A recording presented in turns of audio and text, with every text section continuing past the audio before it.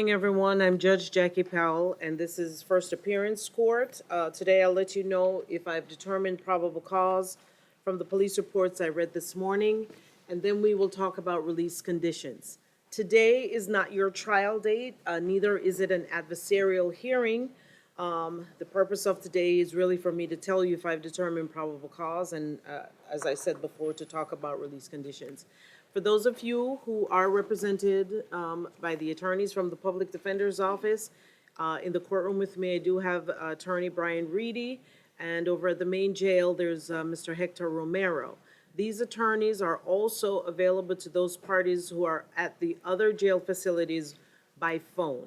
So this morning, I encourage everyone to speak with your attorney before speaking on the record, because everything in this courtroom is being recorded and can be used against you at a later time. For those of you who are represented by private counsel, your attorney will come to the courtroom and will be able to address your case from here. If your attorney is not here and you know, in fact, that you or your family have retained counsel for this arrest, you can let me know, and I will see if I can reach out to that attorney. But please don't tell me that you have private counsel unless you or your family have indeed hired this person to represent you.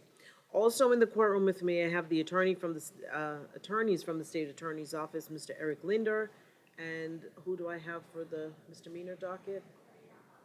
Good morning, Ms. Almonte. And then I have representatives from confinement status, pretrial supervision, and the clerk of courts. And all these persons are here to help with the morning's hearing. They can provide additional information if needed. For those of you who are here today for felony matters or possible violation of probation matters where the judges, your division judge have already issued no bond holds, please note that felony matters, violation of probation matters cannot be adjusted here at first appearance. You must go before your division judge to address those issues. Those of you charged with misdemeanors or municipal ordinance violations, depending on what's going on with you personally, you may be able to resolve your cases here today. But note that I said it depends on what's going on with you personally. All right? After today, your case will be assigned to a specific division judge. And then moving forward, any pretrial motions or if you end up going to trial, those matters will be heard before that division judge. All right, there is a few persons that the jail has asked to call out of turn. So let's, if we can address Jamoki Young at this time on page 12.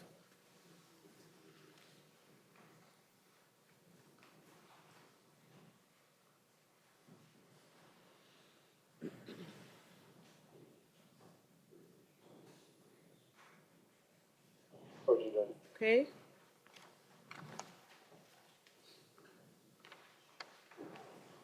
All right. You want to handle it on his own. All right. Mr. Young, I just need to ask you a few questions, sir. You understand that you are entitled to an attorney for this hearing. Do you understand that? Gotta answer verbally, yes or no. Yes. Okay, and are you declining the services of the attorneys from the Public Defender's Office this morning? No. So does that mean you want to talk to the public defender? You talk to him, or is he going to? Do you want to speak to him so that they can determine if they can represent you this morning? Oh, okay. So, speak. I'm asking you. You have to speak to me. About what? So, if you want the attorney to represent you this morning at this first appearance hearing, you need to have a conversation with him. So that's my question. Do you want him to represent you? And if you want him to represent you, you have to take a few minutes to speak with him.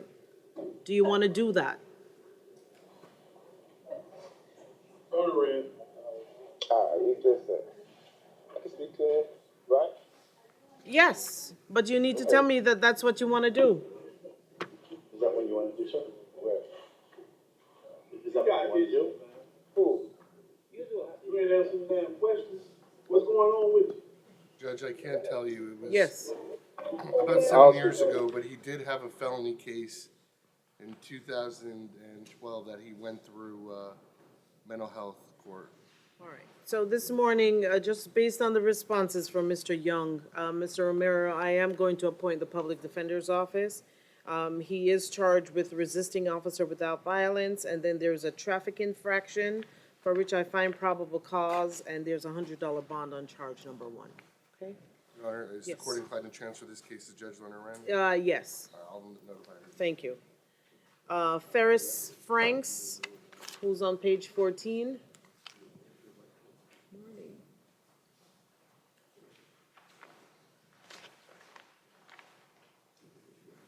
Is Mr. Franks here today? He was on medical reset. Mr. Frank is here, Judge. Okay.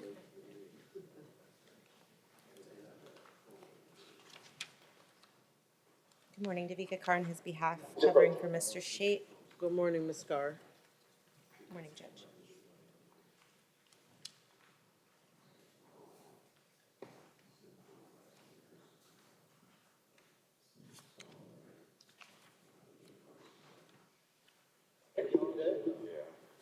All right, Mr. Franks, you're here this morning on a 2012 KPS on a municipal ordinance violation charge. And this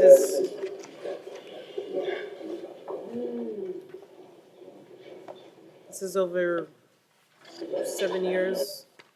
I'm gonna dismiss the charge at this time, okay? Thank you, Your Honor. Do you understand, Mr. Franks, that the court has dismissed the case against you? So you'll be released today, okay? Thank you. And the case is no longer pending. You're welcome. All right, Jonathan Handel, Have a good day, Mr. Franks.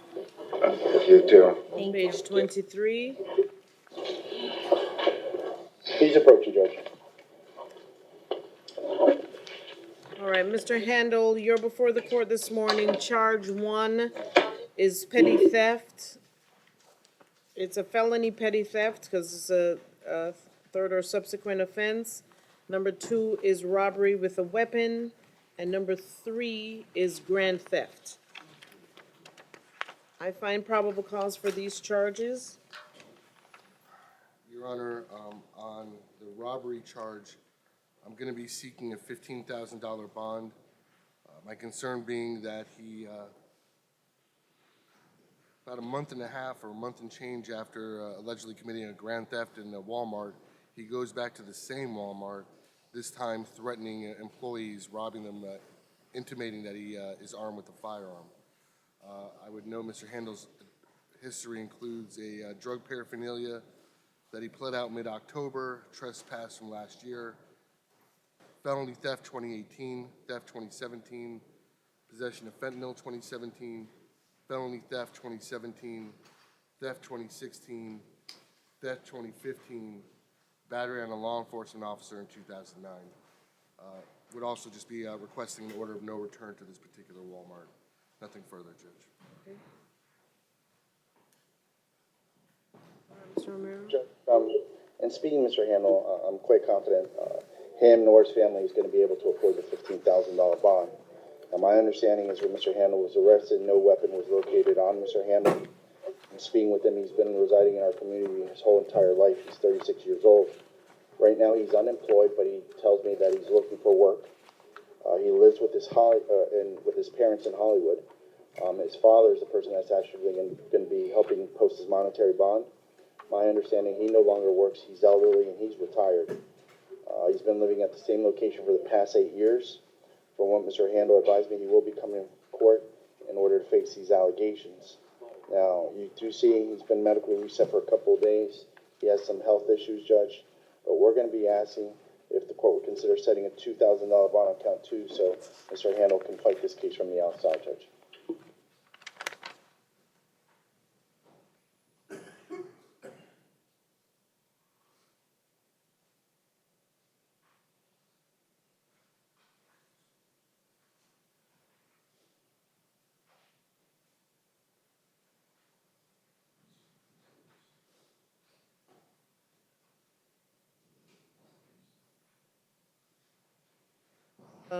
the allegations that I have is that Mr. Handel was observed, they heard the emergency exit door alarm sounding and observed a male leaving through the door. He then ran outside and observed the defendant taking items out of a shopping cart and placing them into the trunk of the listed white Saturn. De Leon then advised the defendant to leave the items, and De Leon stated the defendant turned around, put his right arm behind his back, imitating that he was reaching for a gun. De Leon then stated the defendant stated to him, "I have a gun and I'll kill you," and kept repeating that. And so they tried to stop him from putting his hand, tried to pull his hand from behind his back. Yes. Your Honor, with respect to Mr. Romero's assurances that Mr. Handel will appear in court, last year he was placed on pretrial for a trespass. All he had to do was call in twice a week. He failed to do that. Judge Diaz had to sign a warrant for his arrest for violating pretrial when his whereabouts were unknown. So it goes on to say that post Miranda, the defendant stated, "I'm guilty." He also advised that he was taking the toys for his kids. So based on the allegations that I have before me this morning, he already has a total standard bond of $1,750.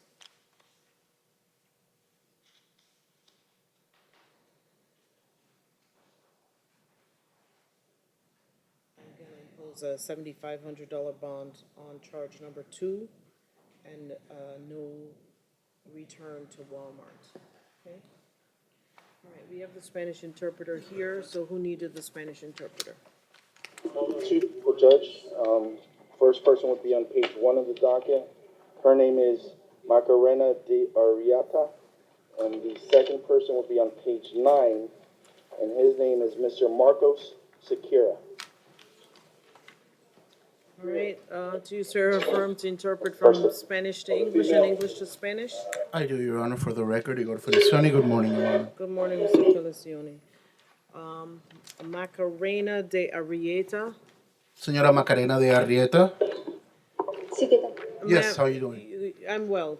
You Bien, are, gracias. You are before the court this morning for one charge of touch or strike battery on dating violence, and I find probable cause. Usted se encuentra frente a esta corte por un cargo de contacto o impacto, agresión física, violencia en el marco de una salida social y la corte halla causa probable.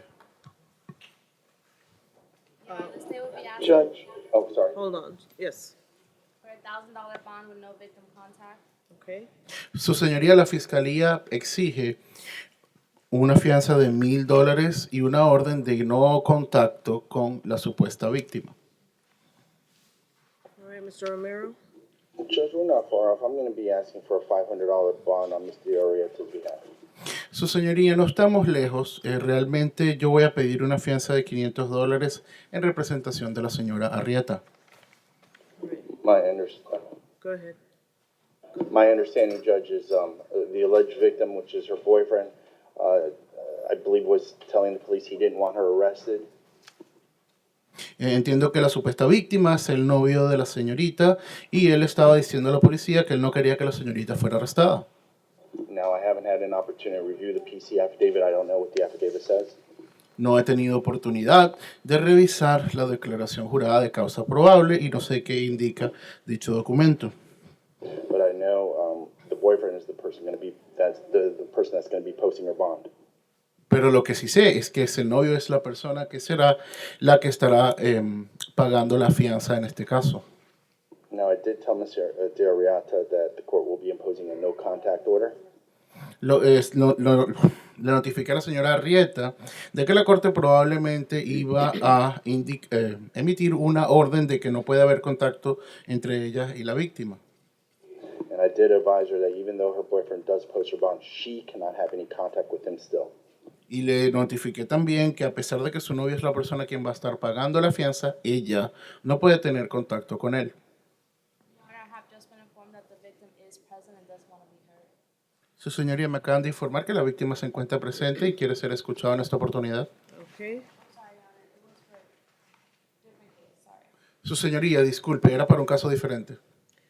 All right, I'll grant the $500 bond. No victim contact. That means no phone calls, no text messages, no social media, no third-party contact. Okay? Ok, señora, en este momento voy a imponer una fianza de $500 y le ordeno que no tenga contacto con la víctima. Esta orden incluye no tener contacto vía telefónica, no tener contacto vía mensaje de texto, no tener contacto vía redes sociales y no tener contacto mediante terceras personas. All right, Marcos Sequeira. He's approaching, Judge. Ready for forward?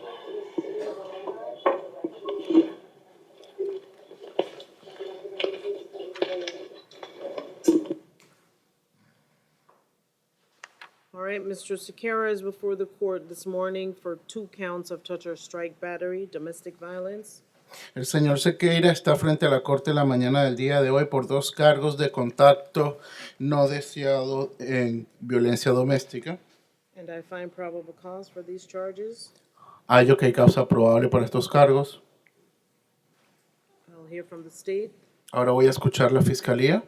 Your Honor, the state will be requesting a $1,000 bond on each count. He has no priors and also no alcohol, no intoxicants or random testing. Su señoría, la fiscalía en este momento solicita fianza de $1,000 para cada uno de estos cargos. Adicional, el señor no tiene antecedentes penales, pero estamos solicitando que se emita una orden de que no puede consumir alcohol ni intoxicantes y que se someterá a pruebas sorpresa de toxicología. Judge, normally $1,000 bond on this would be reasonable. Excuse me, Counselor, what was that? Normally, $1,000 bond would be reasonable, Judge, but unfortunately, Mr. Sequeira is not in a position to post that. Su señoría, normalmente una fianza de este monto sería razonable, mas sin embargo el señor Sequeira no está en una posición para pagar ese monto. The reason why he's not is when he was arrested, he was not given the opportunity to retrieve his cell phone. El motivo por el cual es que cuando él fue arrestado no le dieron la oportunidad de recuperar su teléfono And unfortunately, he has no telephone numbers memorized. y desafortunadamente él no tiene ninguno de los números telefónicos memorizados. So no one, he can't contact anyone to post his bond, so he's fortunately going to be here with us at the main jail. Por tanto, él no puede contactar a nadie y está con nosotros en la cárcel principal. Now, as you heard, Judge, he has no prior contact with the criminal justice system. Como usted escuchó anteriormente, su señoría, él no tiene ningún antecedente criminal. He's been living here in South Florida for the past 27 years. He's 51 years old. Él ha vivido en el sur de la Florida por los últimos 27 años y tiene 51 años de edad. He's a registered voter and lives here locally, Judge. Él vive localmente y es un votante registrado. He's been doing roofing for the past 12 years, and he makes on a great week about $600 a week. Él se dedica a instalaciones de techos por los últimos 12 años y en una muy buena semana él produce $600. So as you can see, Judge, he has very strong ties to community. Unfortunately, he can't call anyone, so that's why we're asking for the court to consider releasing him under supervision of pretrial release today. Entonces, como puede ver, su señoría, él tiene lazos muy fuertes con la comunidad. Desafortunadamente no puede llamar a nadie. Por tanto, estamos solicitando a su señoría que considere liberarlo bajo su propia responsabilidad. All right, I am going to deny the pretrial supervision. He'll have a $1,000 bond on counts 1 and 2. Voy a negar la solicitud de supervisión previa a juicio y voy a fijar la fianza en $1,000 por cada uno de los cargos. No contacts with the 2 victims that are involved in this matter. No podrá tener contacto con ninguna de las 2 víctimas involucradas en este asunto. No alcohol or intoxicants. No podrá consumir alcohol ni sustancias intoxicantes. And I'll order random testing for alcohol. y deberá someterse a pruebas sorpresas de toxicología. All right. All right, is there anyone else who needs a Spanish interpreter? No one else here at main, Judge. All right.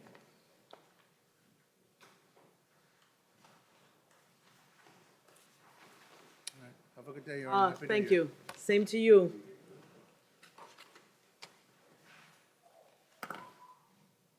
All right, Ms. Carr, we'll handle some municipal ordinance matters on page 12. Dean Weber, I'm sorry, Sean. No, Dean Weber, you have it backwards. Sorry, Judge. Yeah, I put the last name first. I'm Yes. sorry. Mr. Dean Weber? He's at main, Judge. Come on up. This way, sir. Please approach the judge, Thank Mr. you. Weber.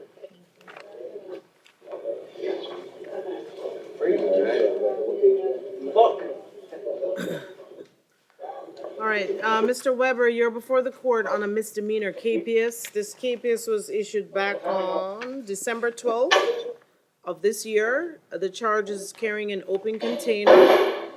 I find probable cause. What do you want to do today, sir? He's asked to resolve his case to no contest plea if your honors inclined to give him time served. All right. Oh, Mr. Weber, the city is offering you time served to resolve your case. Do you wish to accept that, sir? Excuse me? The city is offering you time served to resolve your case. Do you wish to accept that? So I would like to resolve it. Right. So, I'm going to ask you to raise your right hand. Do you swear or affirm to tell the truth? Uh-huh. Just gonna say yes or no. Yes. Okay, you can put your hand down. Do you understand the offer that has been extended to resolve your case? Yeah. Is anyone forcing you to resolve your case? No, I want to resolve my case. Are you under the influence of drugs or alcohol? Right now, no. Yes, I mean right now. Do you need any? No. Okay, No, usually not. okay, Usually not. That's All okay. You can see on my record, usually not. that's okay. That's okay. Do you understand that you have the right to go to trial, but by taking a plea today, you are giving up that right? Yes. Have you ever been treated for mental or emotional illness? No. And do you understand, Mr. Weber, that if you are not a U.S. citizen, that by taking a plea today, it will subject you to deportation or immigration changes? Yeah, but I am a U.S. citizen. Okay. What plea do you wish to enter at this time? Guilty or no contest? No contest.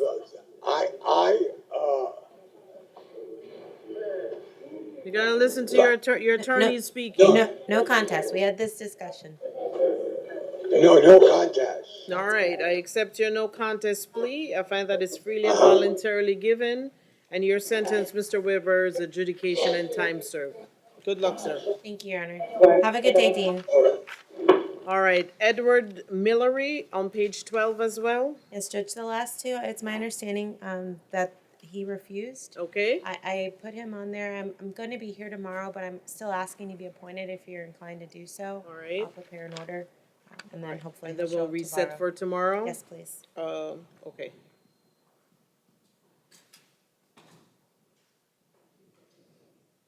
Yes.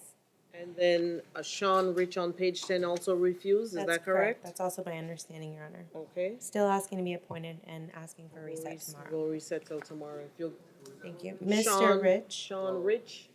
Yes. I am going to be asking the court to make a probable cause determination.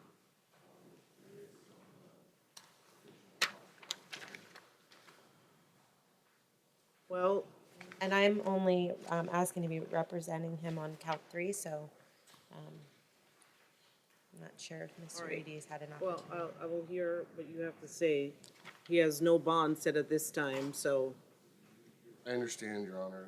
The cause for concern is, and it's going to be, I'm not going to be here. He's, well, There's extraneous additional information that I think the court should be aware of. Should leave copious notes for whoever is covering tomorrow.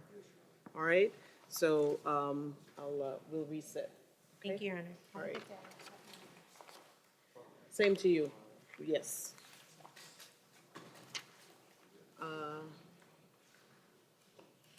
Yeah, Happy New Year to you as well, Ms. Carr. On page 15, Shaheem Smith. It's going to be heard Okay. before the court makes the finding. Judge, he's here, but oh, He's you have here. private counsel? Good morning, Your Honor. Good morning. All right, the state wanted to be heard. Yes, Your Honor. I know he was booked, and the findings, I'm sure, say robbery with a weapon. But as the court can see, the allegations clearly involve a firearm. I can tell you as an officer of the court, I spoke with Detective Randazzo this morning. His intention was that Mr. Smith be charged with robbery with a firearm.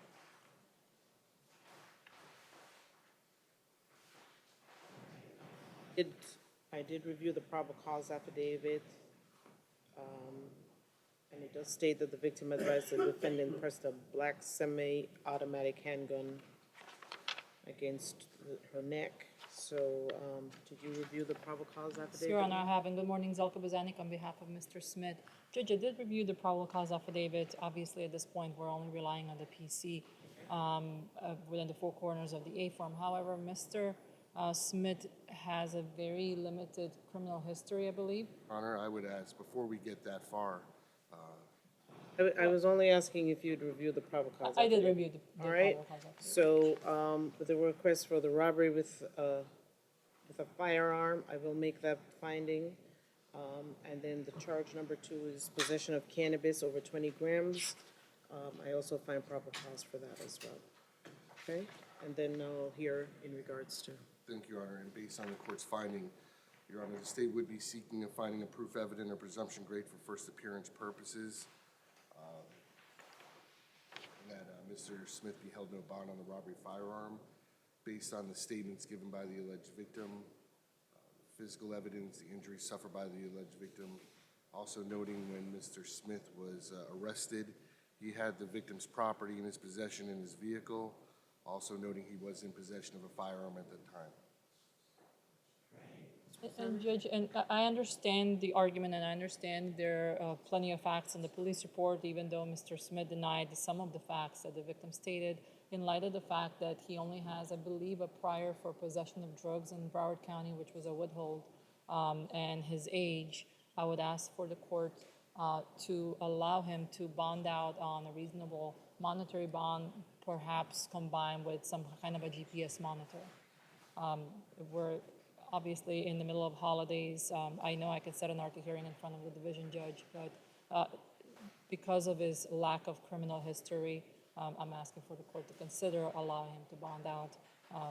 And he was charged with robbery. I mean, he was obviously the detective charged robbery with weapon. I understand about the gun argument, but in light of all those circumstances, I'm asking for the court to consider giving him a bond. Affidavits, there's always, the indication is that they've known each other, he's known the alleged victim for a number of years.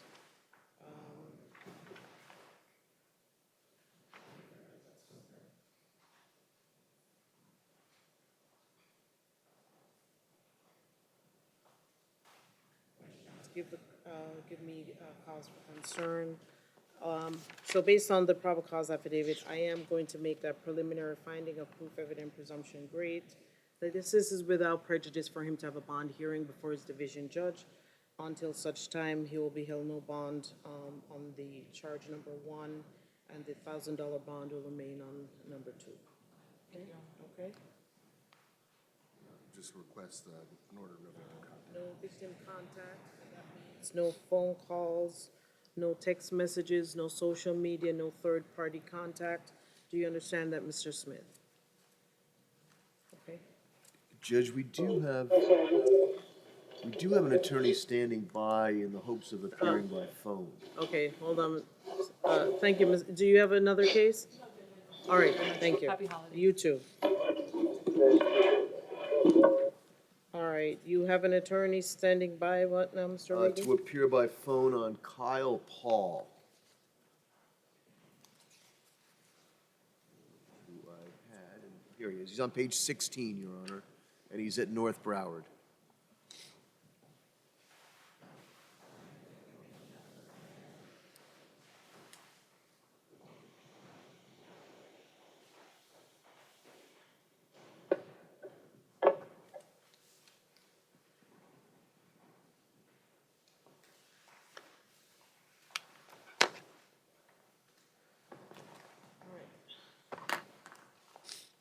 He's on Kyle Paul on what now, page 16? Page 16, Your Honor.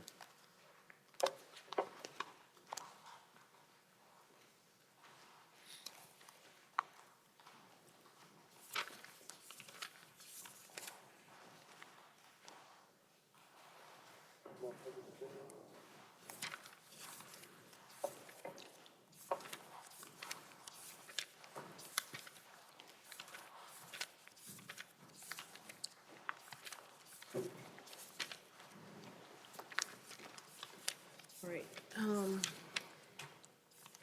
he's at where, North Broward?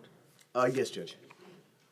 You're gonna, all right, so Mr. Paul is before the court on, well, I think my determination sheet is probably incorrect.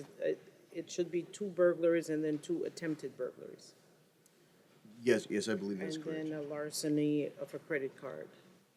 All right, so Mr. Linder, we're addressing Kyle Paul. Yes, yes, ma'am. So there's 2 of them should be attempted burglary. Yes, Your Honor, and I believe, yes, and the officer wrote that in on the PC and parentheses. Okay, so I find probable cause for 2 burglaries, on unoccupied conveyance unarmed, and then 3 and 4 attempted burglary, unoccupied conveyance unarmed, and then number 5, larceny of a credit card. All right. So I'll hear from the parties in regards to bond. Judge, he has private counsel.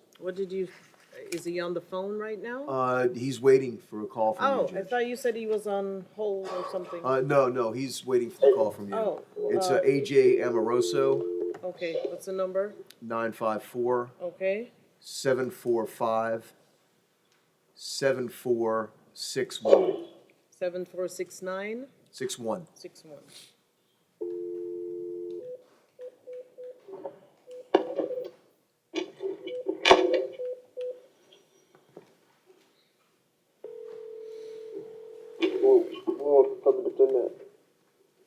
Mr. Paul, you have a private attorney who I'm getting on the phone right now, okay?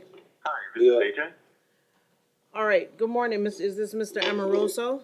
Yes, Your Honor. It is, Your Honor. All right, this is Judge Jackie Powell. I'm calling in regards to Kyle Paul. I appreciate it, Judge. No problem. He is before the court this morning. He has 2 charges of burglary, unoccupied conveyance unarmed, and then 2 more charges of attempted burglary, unoccupied conveyance unarmed. And number 5 is larceny of a credit card, for which I find probable cause. Okay.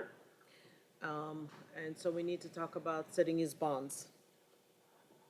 Sounds good, Your Honor. I can tell you this much. He's a young man, recently turned 19 years old, has only 1 pending adult prior. It is a misdemeanor.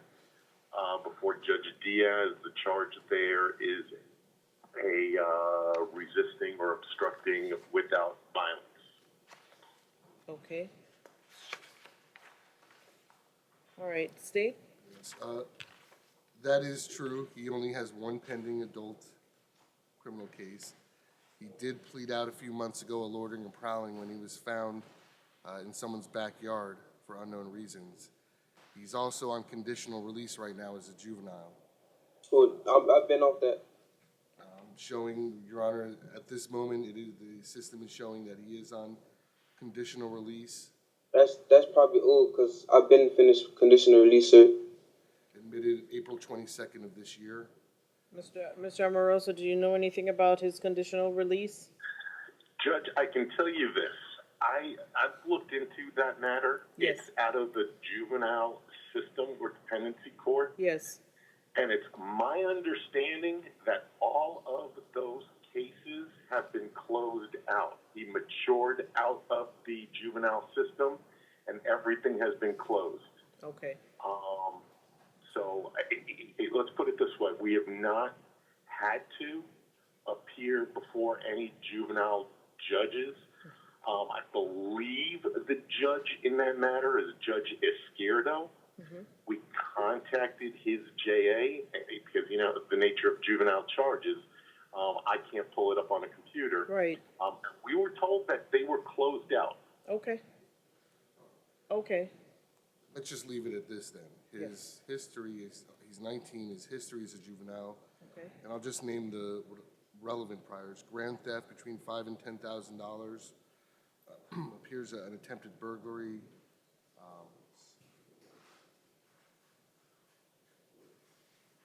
There was a felony battery, another grand theft. And I also see that on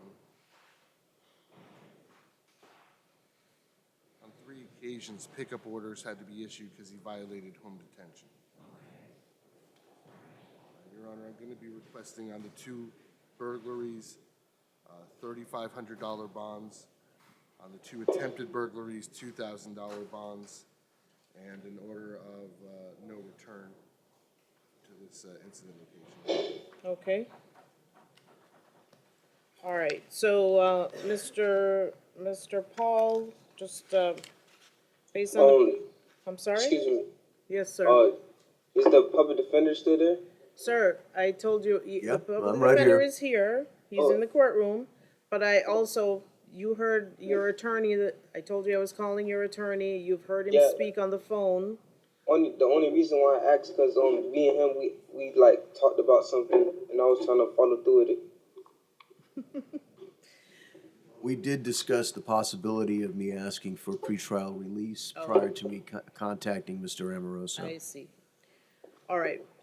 Well, I guess you spoke to the public defender before they realized that you do have private counsel. And so I taking into consideration that conversation and everything that I've heard this morning, I will set the bonds on 1 and 2 at $2,500, and then 3 and 4 at $1,000 each, and then no return to that location.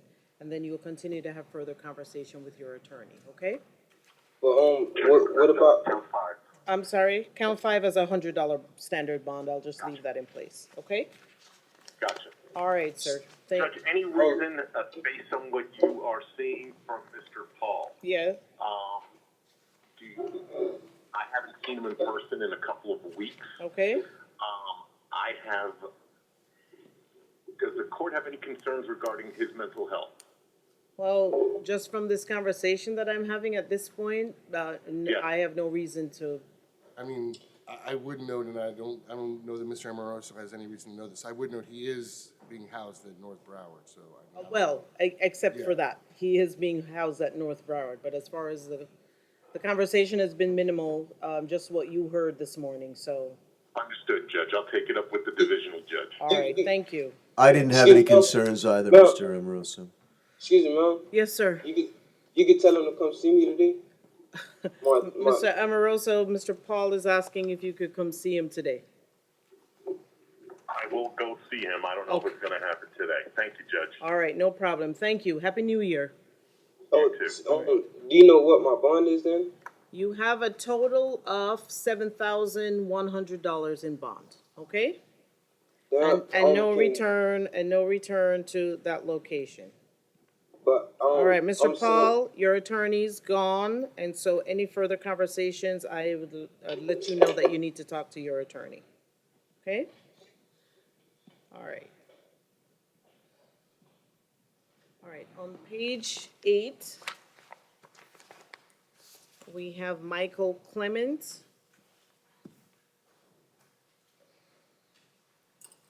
Is he at, is that Maine? Yes, Judge. All right, And Mr. Clement, I guess someone signed in on this case. Mr. Clement is before the court on one charge of touch or strike battery. It's domestic violence, for which I find probable cause. All right. Okay, ma'am, you are the alleged victim in this case? Yes, ma'am. All right.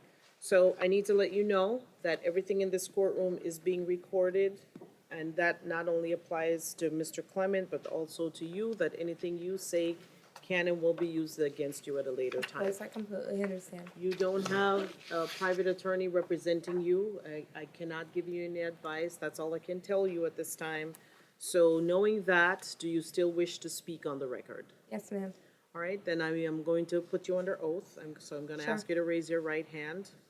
Do you swear or affirm to tell the truth? I swear to tell the truth. Okay, and you can put your hand down, and if you'll state your name for the record, Alice Pisovsky. all right, and then what do you wish to say? I just want to drop all the charges against him. Okay, all right, I just want to cancel everything. We've had a little misunderstanding, but I just want him to come home to me. That's it. state? Your Honor, based on the allegations in the probable cause affidavit, the state will be requesting a $1,000 bond with no victim contact at this time. So what does that mean? I couldn't hear what the state said, Judge. They're asking for a $1,000 bond, no victim contact. Judge, in the circumstances, the $1,000 is reasonable. What I was gonna be asking as far as addressing the no contact order, if I, could read in between lines as far as what the victim said, I do not believe she's in fear. I believe she wants to have contact with Mr. Michael Clement. I do. So Judge, at this time, we would be asking, under those circumstances, the court would not order the no contact order in reference to Mr. Clement, the alleged victim. All right, state, are there any priors? No, Your Honor, no violent priors, and the only priors were declined or no prosper drug charges. Okay, I just want him to come home to me. And Your Honor, I do want to state for the record that based on the probable cause affidavit, she was in fear as she hid in her neighbor's house until law enforcement arrived. I have to make my determinations based on this probable cause affidavit. Well, can I ex- can I Ma'am, ex- let me finish, okay? So based on the probable cause affidavit, it says that the victim stated they got into a verbal argument due to him waking her up early in the morning. As the argument ensued, the defendant took a small object and threw it at the victim. The small object struck the victim on the left hip, causing a small bruise. The defendant then took a Dove deodorant spray and started to spray it in the victim's face. While they were inside the bedroom, the defendant grabbed the victim by the hair and slammed her against the wall, causing a small laceration on the victim's forehead. The defendant also kicked the victim twice in the stomach. The defendant actually intentionally struck the victim against her will. The victim and the defendant are in a relationship and live together for 6 months. The victim allowed deputies to take pictures of her injuries, and she provided a sworn statement. The defendant was not on the scene during the investigation, and so an out-of-custody capias was issued for the defendant. All right? And so, based on these allegations, there's something else you wanted to say?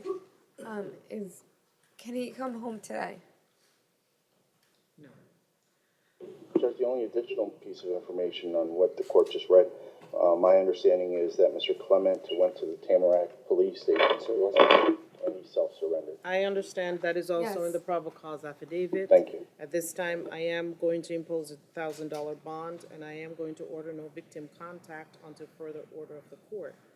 No victim contact means no phone calls, no text messages, no social media, no third-party contact, and that is in place until another judge lifts that order. Do you understand that, Mr. Clement? Yes, I understand. Okay. Can I have a question for you? Yes, ma'am. So we live together. So how's that gonna work out? I have jurisdiction only over Mr. Clement, and so my jurisdiction at this time says he's to have no contact with you, so he's going to have to work that out For how long? until that order is lifted by a judge. Do you know how long that's gonna? No, ma'am. After this, it's gonna go to a judge, and between him and his attorney and that division judge, they'll be able to work that out. So do you know when he'll be able I to do do it? not know when.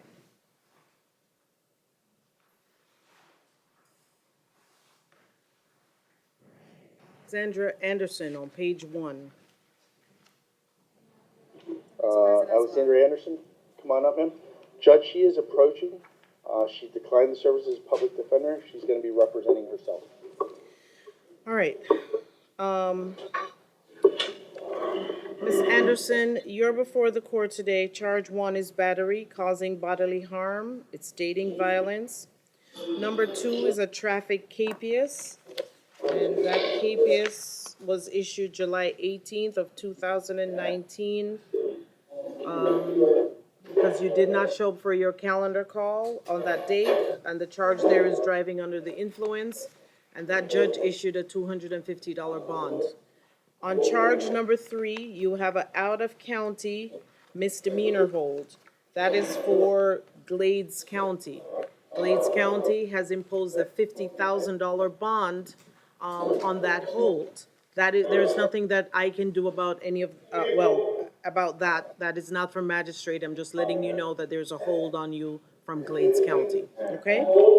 I find probable cause for the charge, and I'll hear from the state as to what they're seeking in regards to bond.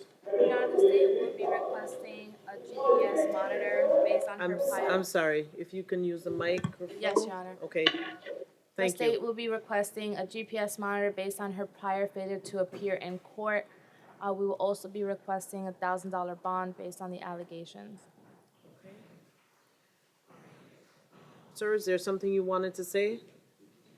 To say that it was Are you, hold on just a moment, are you the alleged victim in the case? Yes, I am All right, her sir. boyfriend. Okay, so you heard, when I addressed the person before you, you know, your interests are represented by the state, but you don't have a private attorney. And this blue light here indicates that everything in this courtroom is being recorded and can be used against you at a later time. So, let me say this before you say anything. There is a $50,000 bond that she has that I cannot do anything about from Glades County. So, whatever I do today is still going to be subjected to that $50,000 bond. Okay? So, I'm just letting you know that in case there's something you want to say or not say in light of the information that I've provided you. Well, if you continue want to speak, I mean, I'm going to have to put you under oath, okay? Please raise your right hand if you still wish to speak. Do you swear or affirm to tell the truth? Okay, sir, you can put your hand down, and if you'll state your full name for the record. Yeah, my full name is Dabamore Harrigan. Okay, and if, what is it that you wish to say? I wish to say that is a misunderstanding, and how she got arrested is just because the other we were arguing and we were yelling at each other louder than the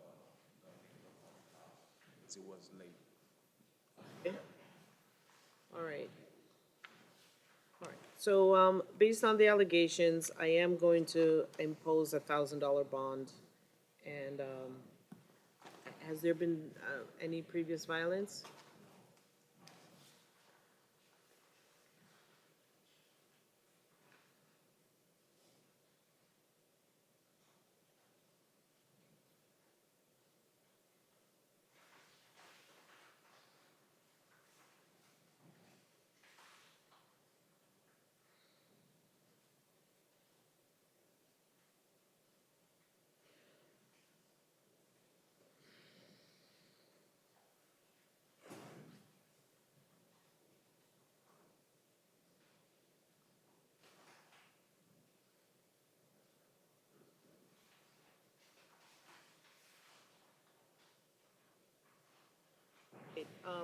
I am going to leave the no victim contact order in place based on the allegations at this time.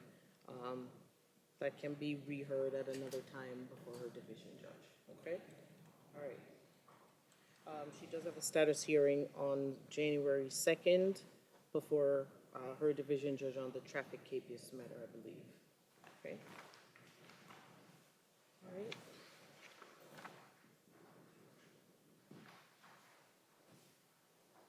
Andrea Herrera.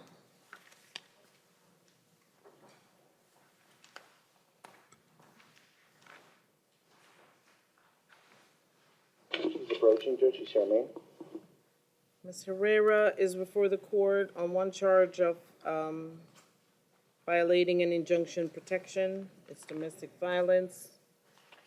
I find probable cause.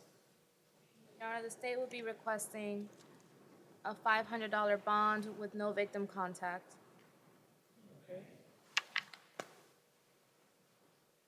Judge, under the circumstances, I believe the next person is also Yes. the co-arrestee. Under the circumstances, $500 bond is reasonable. All right, $500 bond, no victim contact. And then Jada Ingraham. Come on out there.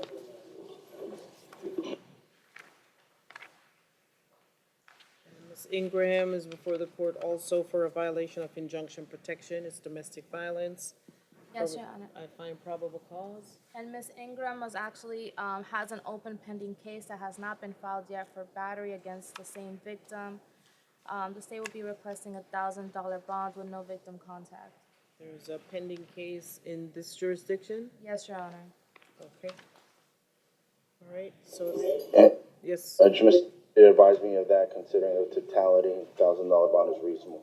All right, so no victim contact, even though I believe that that order was previously in place. And so no victim contact means no phone calls, no text messages, no social media, no third-party contact. And that is in place not until you decide that it's to be lifted. It is in place until a judge signs an order saying that that no contact order is lifted. Do you understand that? Yes. Okay. Brittany Ferry. Ms. Ferry, come on up. Judge, she's here. I've had an opportunity to speak to her. She's declined to serve as a public defender. She's representing herself. All right, Ms. Ferry, good morning. Good morning. Ma'am, you understand that you are entitled to an attorney at this hearing. Do you understand that? Yes. And are you refusing the services of the public defender's office at this time? Yes. You wish to proceed representing yourself today, is that correct? Yes. All right, so you are before the court today on one charge of touch or strike battery. It's dating violence. Yes. And I find probable cause. Your Honor, Ms. Ferry does have prior batteries. One recently in 2019, May 2019, was a withhold in front of Lorna Wren. I've actually handled her case. She was in mental health court and was transferred out. She also has a 2018 domestic violence battery that was adjudicated, and two other domestic batteries in 2017 and 2016 that were declined to adjudicate. Based on her violent priors, the state will be requesting a $5,000 bond.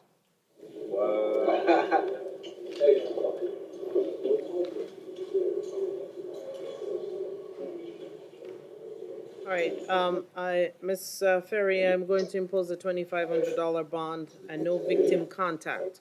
That means you can't make any phone calls to this person, no text messages, no social media contact, no third-party contact. Do you understand that, ma'am? Yes. Okay. All right, Kara McCormick. North Broward.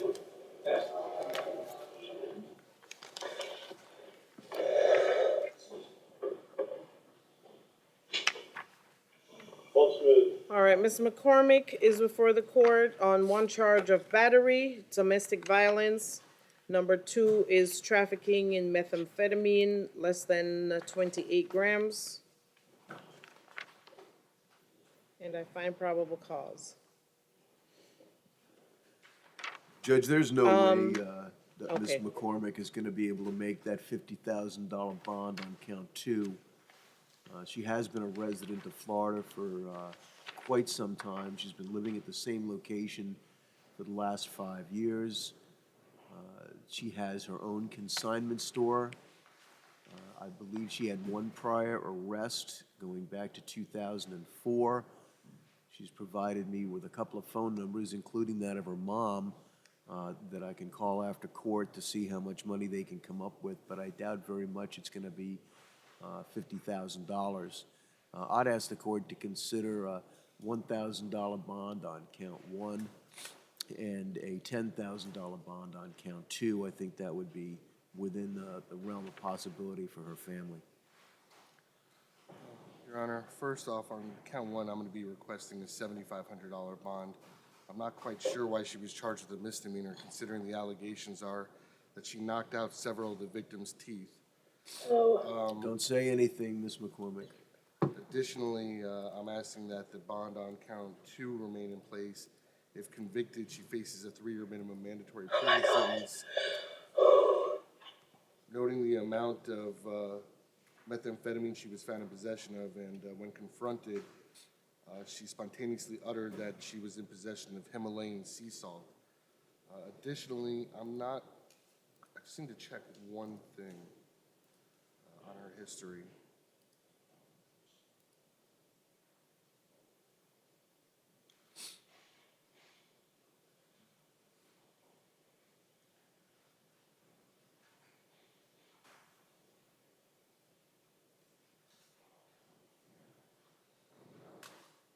Quite sure why she advised Mr. Reedy that she's only been arrested once, when I see she has numerous arrests out of the state of California and West Virginia.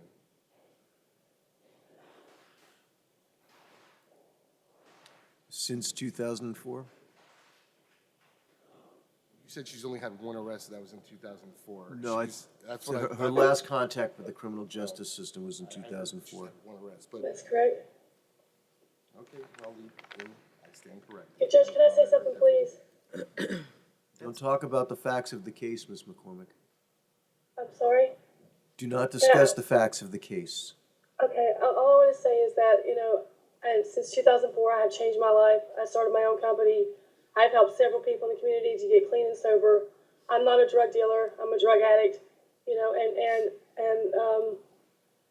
And what happened on that night was a tragedy. Don't discuss the facts of your case, Ms. McCormick. Okay, yes, sir. I mean, all I want to say is that my family does not have a lot of money, nor do I.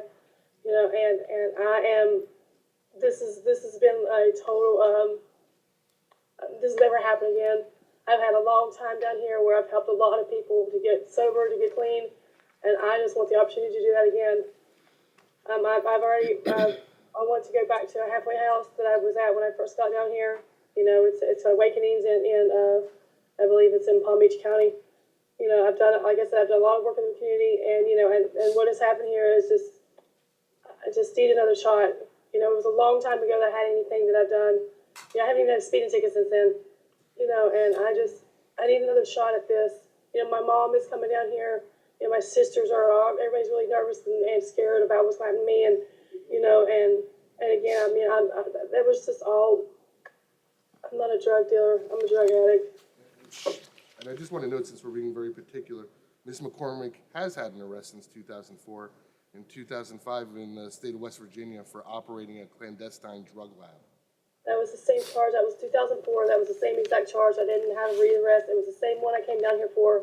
I've been clean and sober since then. It's the same exact charge I was talking about. Well, it is unfortunate if in fact you've been trying to help people that,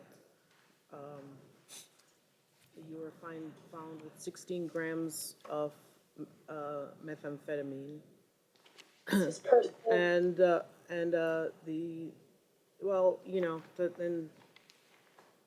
even that statement afterwards doesn't make any sense, that you're helping people to stay clean, but then you've got.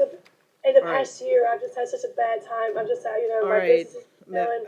I find probable cause, and based on the allegations which also states that the victim was, I don't know, somehow. He already had his teeth was already Don't gone. discuss any of the facts of the case, Ms. McCormick. The officer observed Briscoe, his mouth was covered in blood, and he was missing several teeth. His already didn't have any teeth. He and didn't have any teeth. A search of McCormick's person, 16 grams of white crystal meth substance that later field tested positive for methamphetamine in a gray plastic container was located. McCormick spontaneously uttered the substance was Himalayan sea salt. Post Miranda, McCormick stated that the meth she had belonged to Briscoe and, No. and should not believe anything that he says. After several failed attempts to try to explain why she was holding Briscoe's meth, McCormick invoked her Fifth Amendment rights until she spoke with an attorney. So, based on these allegations, I am going to impose a $7,500 bond on charge number 1, and a $20,000 bond on number 2. Okay? It's a little harsh. I'll call your family for you, Ms. McCormick. All right, Erica Lovesmith. And you're on no victim contact? And no victim contact. No victim contact means no phone calls, no text messages, no social media, no third-party contact. Do you understand that, ma'am? I do. He didn't have any teeth already. All right. Erica Lovesmith. North Broward, Your Honor, Ms. Love Smith would like to resolve this matter if possible. All right, I don't know what to do with this, Miss Lovesmith. Miss Lovesmith has been in and out and in and out. And then I don't resolve the case, and then she comes back for a second look, and I say, can she get in a program or something? And then I don't see her, and then she resolves her case, and then she's back again. So, I have concerns, but I'm not going to take a plea at first appearance. I know this may be a revolving door at some juncture. She may get another judge and resolve the case, but I cannot in good conscience take a plea from Ms. Lovesmith. So she's before the court for trespassing this morning. It was not even 2 weeks ago that she was before the court. And when I looked, last time we checked, it was like over 9 times that she was arrested this year. So I find probable cause, and I'm gonna leave the bond in place. And I'll say, like I've said before, if there's some program that can be found for her, I will be happy to sign an order to custody to custody transfer, so that Ms. Lovesmith can start a program to get herself back on track. It's quite unfortunate situation, but that's where the court stands this morning. Okay. All right, Sedelia Montgomery. Northborough,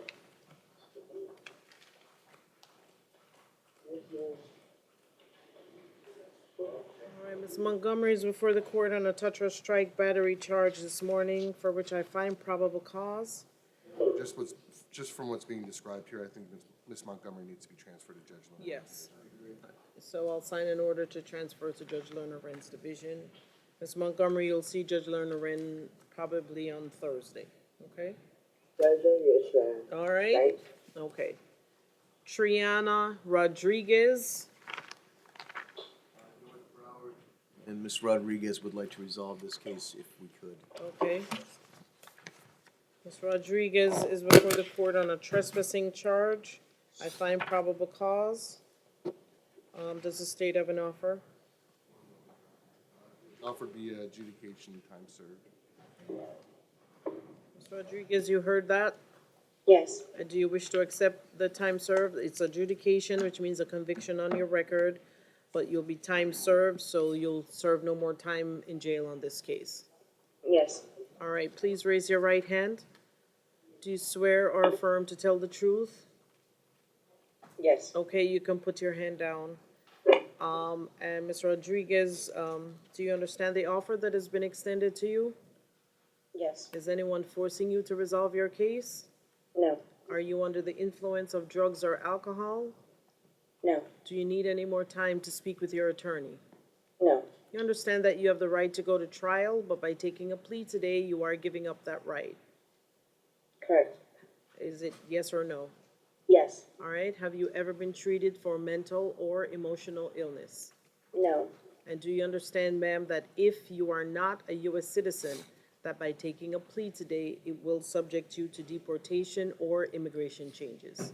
Yes. What plea do you wish to enter at this time, guilty or no contest? That would be If you no s- contest. Okay, I accept your no contest plea. I find that it's freely and voluntarily given. Your sentence is adjudication, time served, and you'll have 6 months to pay your court costs, okay? Okay. Brittany Wallace. North Broward.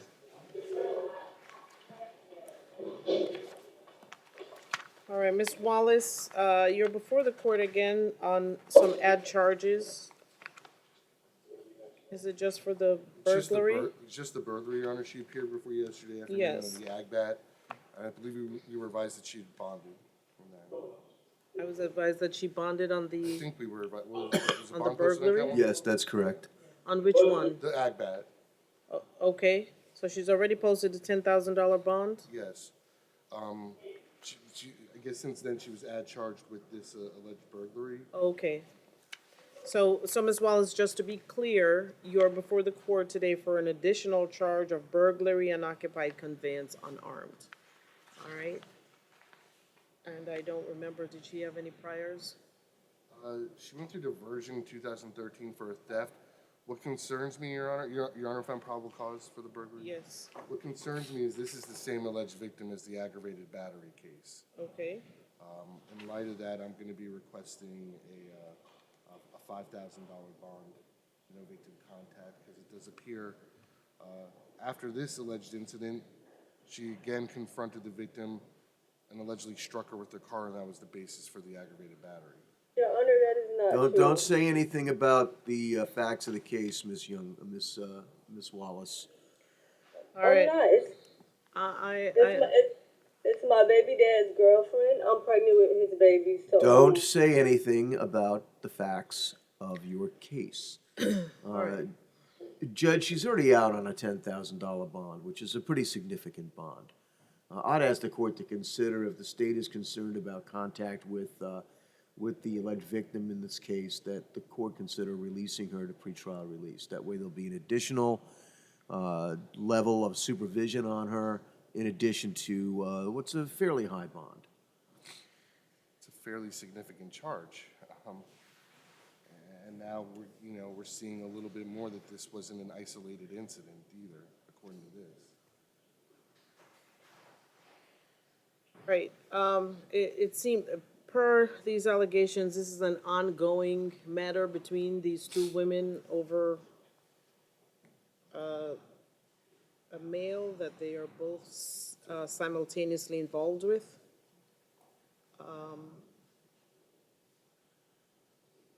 And so what I'm going to do at this time is I'm going to impose a $1,000 bond on charge number 2, and that's going to be with pretrial supervision. So she'll have a $1,000 bond on number 2 and a level 2 pretrial supervision.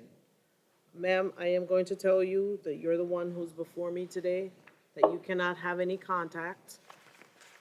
The victim's name is Youngblood, Miss Youngblood.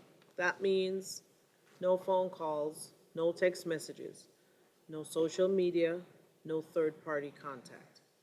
I am also going to order a 500 feet stay-away order, and so you cannot come within 500 feet of Miss Youngblood. Do you understand that? yes. All right? May I say something? I think this is the time to say anything then. All right. Okay. That's from your attorney, so that's up to you and your attorney, okay? I'm gonna have to get a new attorney. All right. Jovanisha Miller. Look on it, pretty young. North Broward, Your Honor, she's approaching. All right, Ms. Miller is before the court. 1 charge of grand theft auto. Number 2 is petty theft. Number 3 is possession of cannabis 20 grams or less. And I find probable cause. Yes.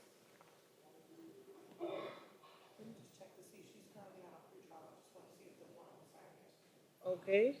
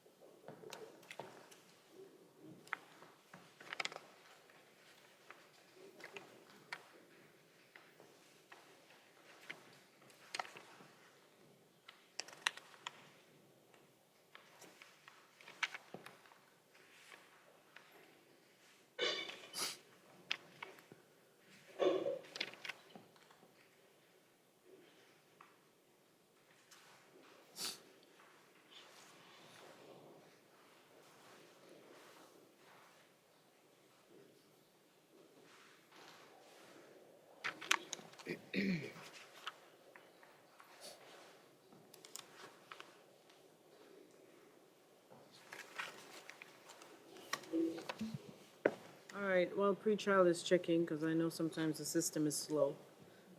Anything from the state? Your Honor, just so the court's aware, as was stated, Ms. Miller, beginning in December, actually December 4th, Judge Levine set a $500 bond in place to Ms. Miller on pretrial for a strong-arm robbery.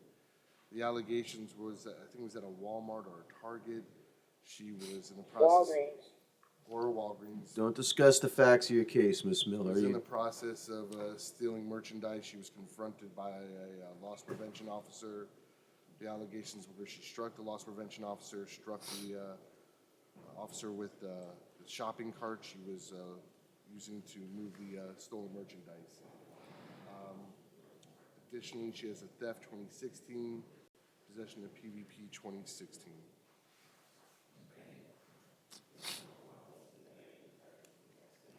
Okay.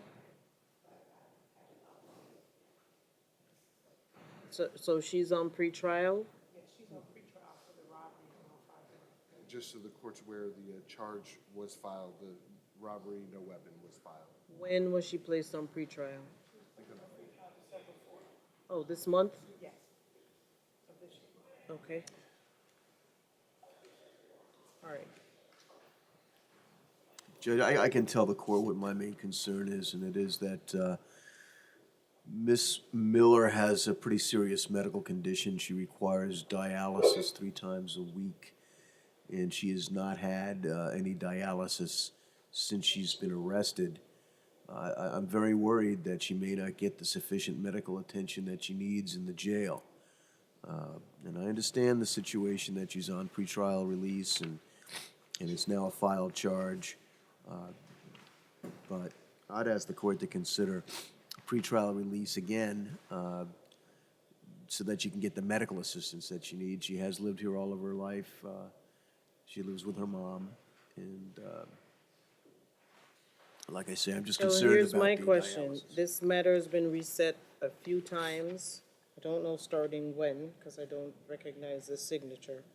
Certainly, she wasn't here yesterday. And it says medical reset. So do we know what the basis of that is?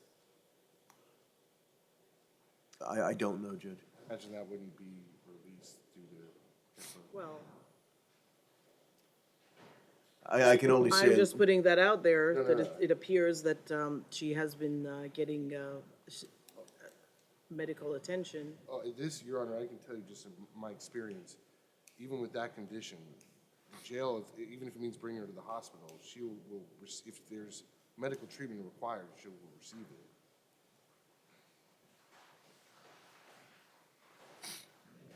It's, like I said, this looks like she's been on medical reset probably since the weekend, and today is Tuesday. So something has been addressed. I can only tell you, Judge, from what Ms. Miller tells me, she has not received dialysis. There are concerns that, Everyone else is concerned about her medical condition. She was before the court on December 4th. She was placed on pretrial.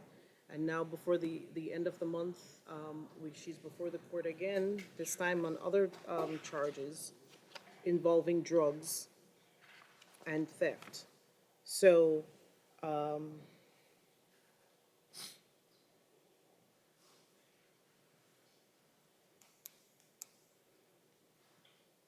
the robbery, no firearm is what degree?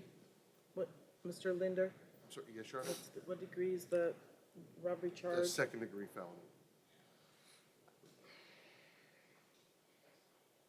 Was it just standard pretrial release that she was on? Yes.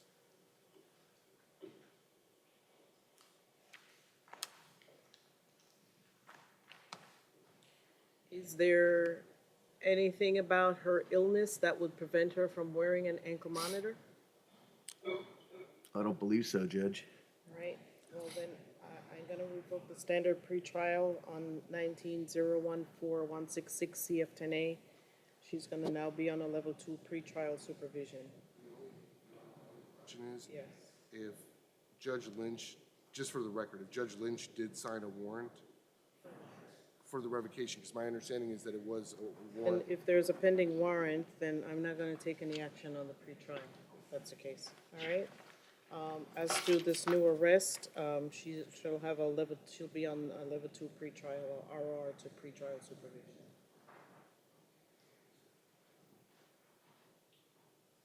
I have a question. Yes, ma'am. Did he say I have a warrant? Yes, apparently the judge assigned, your division judge assigned a warrant on the violation of the pretrial. So that will, well, it's coming. It signed the warrant last night, it's coming. So, So what does that mean? it's coming, that's what it means. You're gonna have a warrant signed, and I don't know what conditions he's signed the warrant under, okay? So I have to stay in jail. I don't know the conditions of the warrant. I haven't seen it. Okay? All right, Aisha Abbasi. Yeah, why is he back? All right, so let's remove Miss Abbasi and do not reset her. These are just out-of-county holds, okay? Angela Rodriguez. Medical reset. Ms. Rodriguez is a medical reset. Abby Wesby. All right, Ms. Wesby, you're before the court. This is now an add charge of third degree, it's felony petty theft. It's a third degree felony. And it looks like Ms. Wesby also has Dade County holds, is that correct? Yes, Your Honor, she has no bond holds. All right, so I find probable cause for the petty theft, and just so you know, this is from September 5th of this year. The allegations are that there were printers, 3 printers were selected, valid at $900. They were placed in the shopping cart, proceeded to the rear of the store, and both defendant and co-defendant entered the door, which divides the sales. Right, so that's the allegations for this felony petty theft. I find probable cause, you have $1,000 bond, okay? Wait. James Reed. Don't brag, girl. All right. All right, Mr. Reed, you have a parole, you have an out-of-state hold. Yeah, he was here yesterday. It must be a parole violation for Arkansas. And so you have to go before the extradition judge on this matter. Yes. Okay, I have a charge in Virginia, which I'm here for, but the one in Arkansas is another James Reed. It's not me. He has the same birthday as me. But that's not me. What about the Virginia? Is there still a hold from Virginia? I believe he was before us this week for the Virginia one. I'm not certain. All I can say is, Your Honor, Mr. Reed's going to be taken before Judge Malika. I imagine Right. probably on Thursday, and that's where they'll. On Thursday, figure you'll go everything out. before the extradition judge, and they can they can figure this one out. Okay. As far as the Virginia one goes, I mean, can I contact Virginia and have them, Well, fax? I am being told by confinement that the Virginia hold has been dismissed. So I have been told that the Virginia matter has been dismissed. So you'll have to go before the extradition judge on Thursday to determine whether or not it's you on this Arkansas hold, okay? Ma'am, I was with the cop that pulled me over. The James Reed listed for the Arkansas warrant, he's 5'9", I'm 6'4". All right, Mr. Reed, I understand that there may be a discrepancy based on your representation, but what I'm telling you is that that cannot be resolved here this morning. And so, on Thursday, you will be before the extradition judge, you'll actually be in court with her, and, they'll be able to work that out, I okay? can't go, I know they have it on Tuesdays as well. Is there any way I can get on the docket for today? No, Okay, okay? all right. All Thank right. you, Your Honor. So the Virginia hold is dismissed. That's right, All right, thank you. okay. All right, Chet Landis.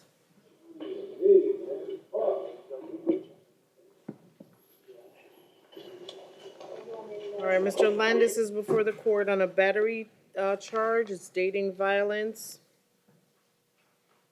I find probable cause.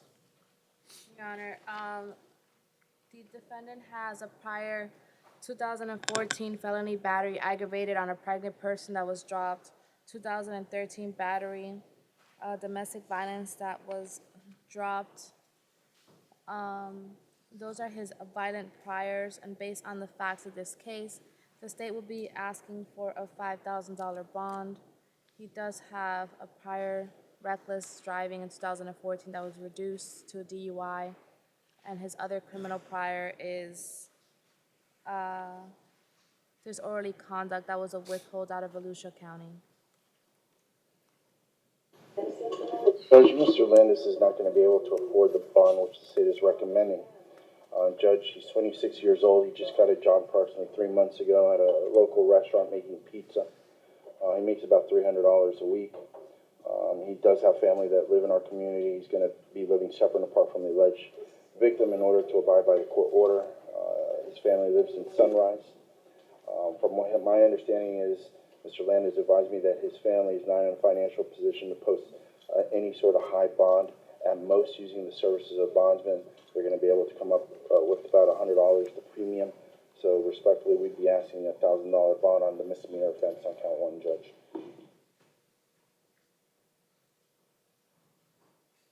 All right, so based on the allegations that I have before me, I am going to impose the $5,000 bond and no victim contact. And no victim contact means no phone calls, no text messages, no social media, no third-party contact.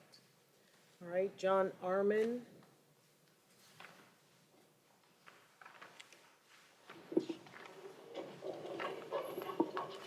He's here, Judge. Good morning. Good morning. Mr. Arman is before the court on a KPS that was issued November 26th of this year. The charge is battery. I find probable cause. Judge, considering as a court date tomorrow, nothing to add from the defense. Oh, no, sorry, January 6th. On the 6th, he has a $1,000 bond and he has a status hearing on the 6th. Okay?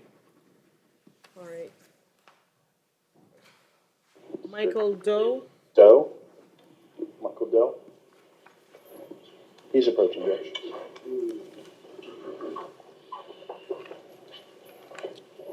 All right, Michael Doe is before the court on a battery causing bodily harm, on a dating violence.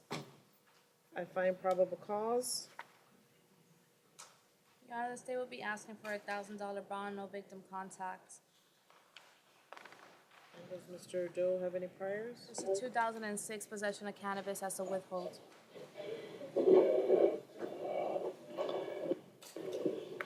Okay. Judge, considering the circumstances, that's reasonable, nothing to add from the defense. All right, a $1,000 bond, no victim contact. And no victim contact means no phone calls, no text messages, no social media, no third-party contact. Do you understand that, sir? Yes. Okay. Alan Narette. He's approaching, Judge. Come on up, Mr. Norette. Yeah. All right, Mr. Narette is before the court. Charge one is touch or strike, battery, it's domestic violence. Number two is a violation of a pretrial warrant that was signed. It has a no bond hold and is not for magistrate.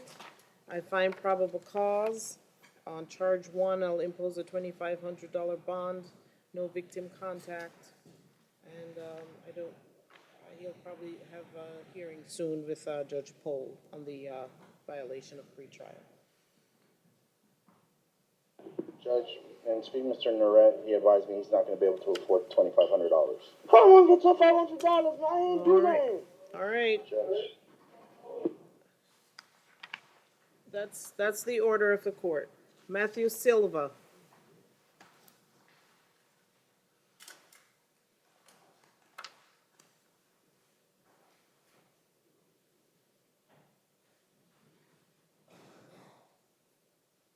Move on to Matthew Silva, please.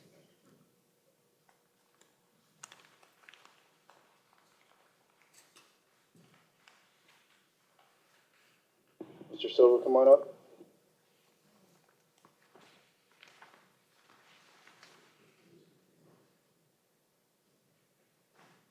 He's here, Judge.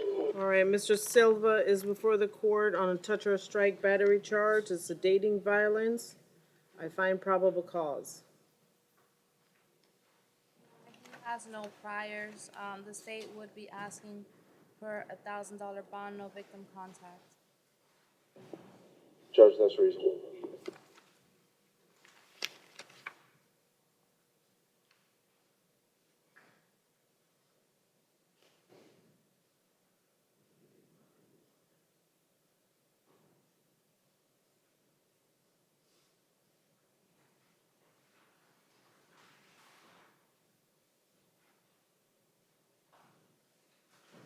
Allegations are that apparently there was an argument, and during the argument,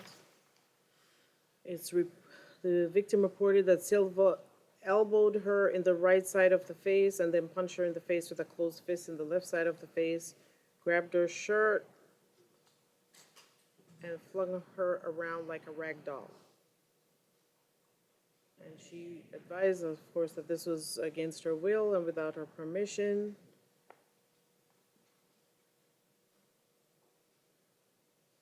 Then there's other witnesses who said that Brennan Reitz, who stated that he and his girlfriend, Jordan Vega, were leaving the Tats and Tacos. As they were leaving, they observed a male unknown to them push a female to the ground. Then they drove past the male and female and observed the male continuing pushing the female to the ground. As they were seeing this, they went across the street and called 911 to report the incident.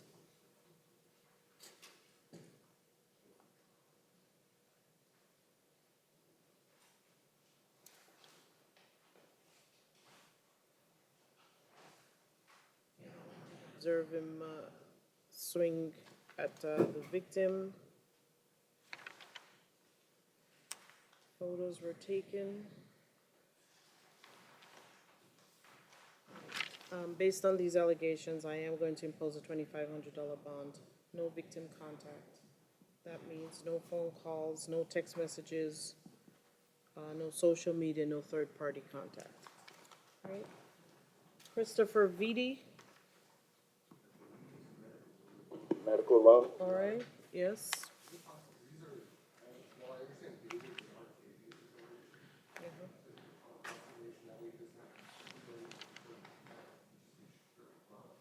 So these are cases that were for battery charges. He has a $1,000 bond on those already, so I find probable cause and I'll leave the bonds in place. And it looks like he also has a status hearing before his division judge on the 6th. Dinishers Hannah. Mr. Hannah.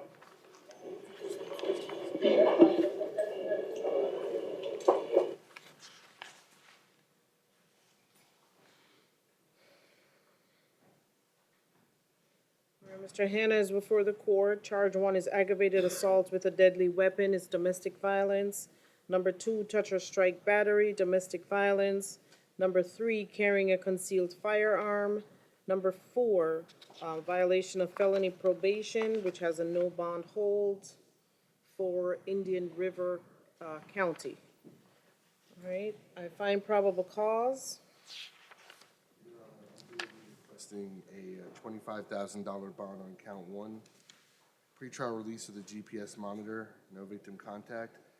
I would note the strength of the evidence. Mr. Hannah was caught on video threatening the victim at gunpoint. He then goes back into the home and comes back out with a shotgun, racks the shotgun, threatens the victim additionally. There is a witness to this incident. Firearms that were found in his residence include a shotgun, AR-style rifle, and a Glock 22. And all of this occurring while he's on probation at Indian River County for aggravated stalking, which gives me additional concern that he will not follow a court's anticipated no victim contact order.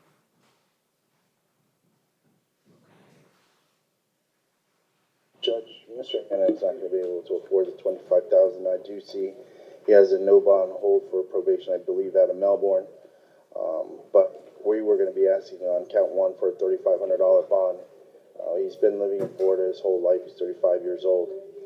He just started a new job, pressure cleaning. He got paid last week $200. So there's no way, as you can see from what he's bringing in, that he's going to be able to afford what the state suggested. So that's why I'm asking for $3,500 on Mr. Hannon's behalf.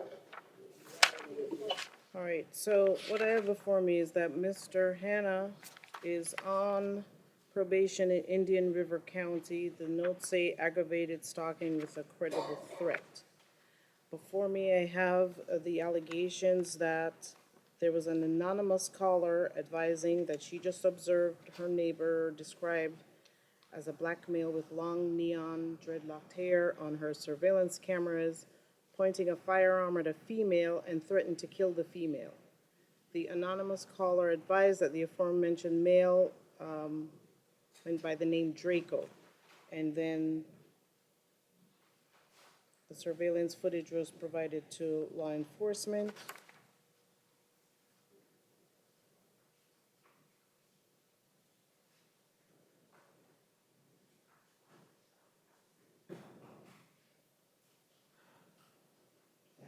Result of an administrative search on December 30th.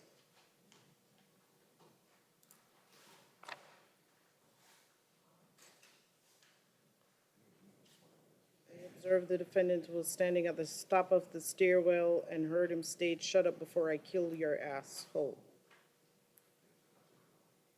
Then went behind the stairwell and retrieved what appeared to be a long black shotgun. Then racked the shotgun by pulling the slide to the rear and then pushing the slide forward, which caused the shotgun to dispense what appeared to be a shotgun shell. Based on these allegations, I am going to impose a $25,000 bond on charge number 1, with level 2 pretrial supervision if he posts his bond. No victim contact. No possession of any weapons or firearms.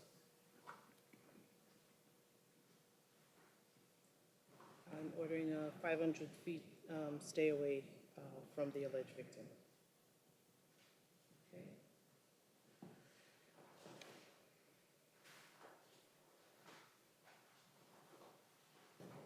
Samej Knowles.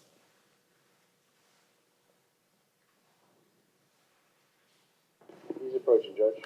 Come on up, sir.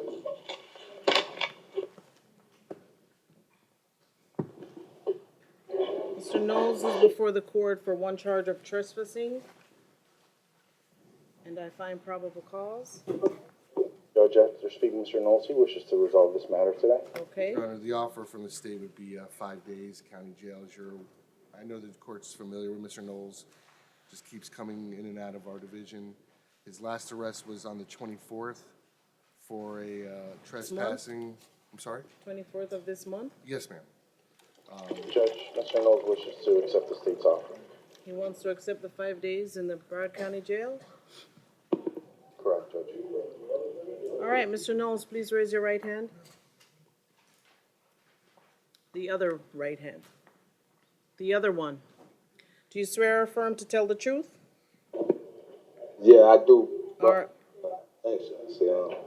See, ma'am, Yes. I have a question. Okay. Now, I have a question. Okay. I've been in front of you in a while, right?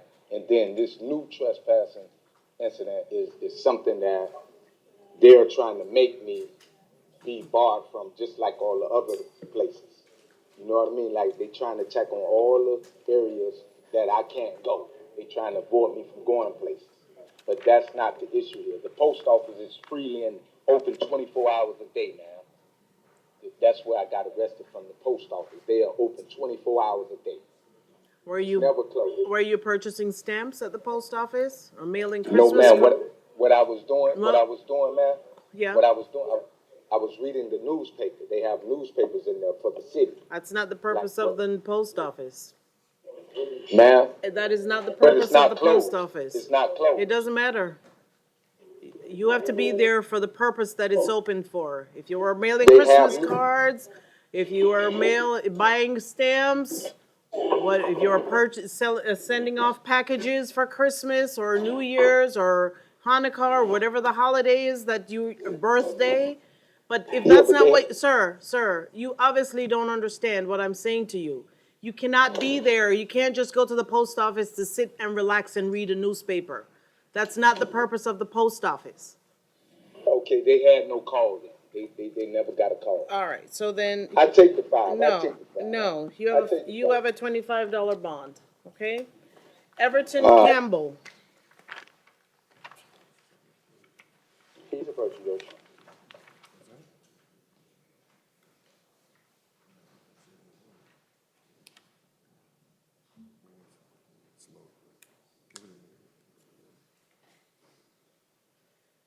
Okay, don't worry. Just be safe. And when you get here, just like lean on the podium. You can hold it. Hold it down again. Yep, there you go. No. All right, Mr. Campbell is before the court for trespassing, and I find probable cause. And Judge, speaking Mr. Campbell, he wishes to resolve this matter today. All right, The offer would be time served, no return. Actually, Your Honor, I'm sorry, it'd be a withhold. all right, Withhold court cost, no return. all right.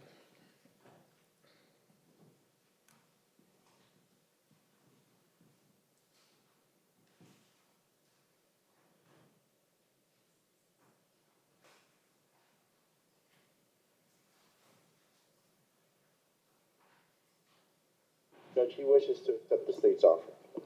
All right, Mr. Campbell, please raise your right hand. Do you swear or affirm to tell the truth? Yes, sir. Okay, sir, you can put your hand down. Mr. Campbell, do you understand the offer that has been extended to resolve your case today? Yeah, I want to resolve it. Is anyone forcing you to resolve your case? No, no one can do that. Are you under the influence of drugs or alcohol? No, please. Do you need any more time to speak with your attorney? I don't have no attorney. Well, That would be me. you know, the gentleman standing next to you. Do you have any other questions? Do you- Do you want to speak to me some more? Yeah, question, Your Honor. What's the question? How can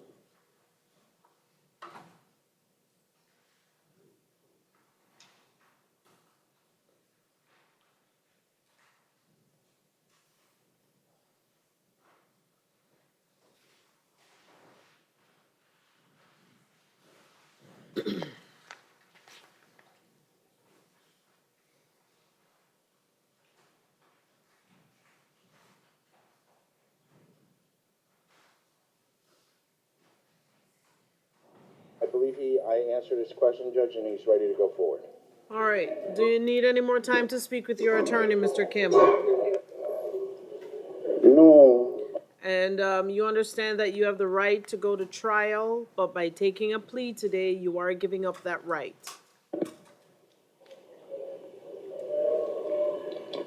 Did you hear it, sir? Did you hear the judge? No, I want to see if I really understand what she's really speak. So what I'm saying is that You always have the option to go to trial. You always have the option to fight the case. But if you take a plea today, then it'll be done today. There will be no more trials. There will be no more hearings. Do you That's understand what that? I need, that's what I need, yes. Okay, so you understand that, yes or no? Yes, Okay. Have you ever been treated for mental or emotional illness? no, And do you understand, sir, that if you are not a U.S. citizen, that by taking a plea today, it will subject you to deportation or immigration changes? oh, yes, I understand that. Okay, what plea do you wish to enter at this time? Guilty or no contest? Not guilty, no contest, not guilty. No, the options are either you're guilty or no contest. Which one? No, I'm not guilty. No. Do you wish to enter a plea of no contest? That means we would resolve the case. By entering a plea of not guilty, that means you're disputing the allegations and we're not resolving the case. Which would you like to do? I'd like it finished. So you don't want a trial, you want to resolve the case today, correct? Yeah, I want to go home. That's why I wanted to finish with. Well, those are two separate issues. What the judge is trying to ask you, you want to resolve this case and not have a trial today. Is that what you want? I'm getting confused. All right, Mr. Romero, I'm gonna leave the $25 bond in place. I don't know if you have any other requests at this time, but, I'm not comfortable resolving the case today. I'm not confident that he understands everything.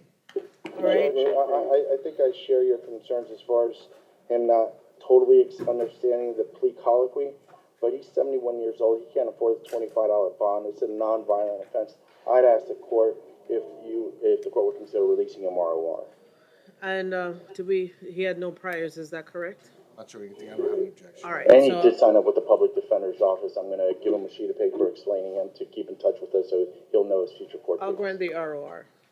Thank you, Judge. All right, Orlando, Sentinel.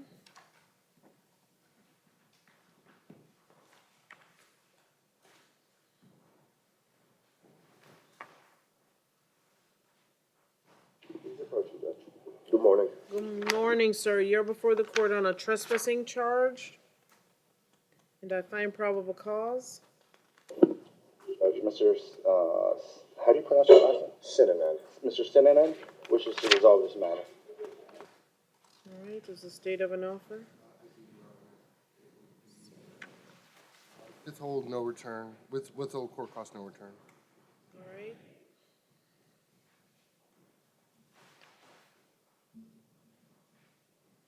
Judge, he wishes to accept the state's offer. All right, sir, please raise your right hand. Do you swear or affirm to tell the truth? Yes. Okay, sir, you can put your hand down.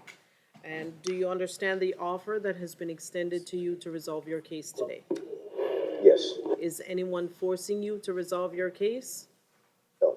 Are you under the influence of drugs or alcohol? No. Do you need any more time to speak with your attorney? No. You understand that you have the right to go to trial, but by taking a plea today, you are giving up that right. Yes. Have you ever been treated for mental or emotional illness? No. And do you understand, sir, that if you are not a U.S. citizen, that by taking a plea today, it will subject you to deportation or immigration changes? Yes. What plea do you wish to enter at this time, sir? Guilty or no contest? I would like to plead no contest. All right, I accept your no contest plea. I find that it's freely and voluntarily given. Your sentence, sir, is withhold adjudication, court cost, and no return to that location. Okay? Edward Holton. Medical reset, Judge? All right, Mr. Holton is a medical reset. Gianfranco Gazzo Garcia. He's approaching, Judge. Come on up, sir.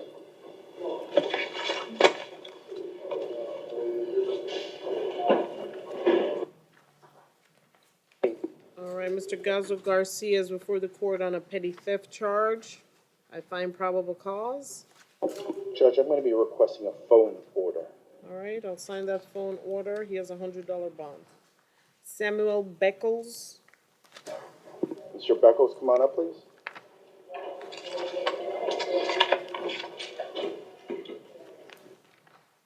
All right, Mr. Beckles, you're before the court. Charge 1 is DUI, alcohol, or drugs.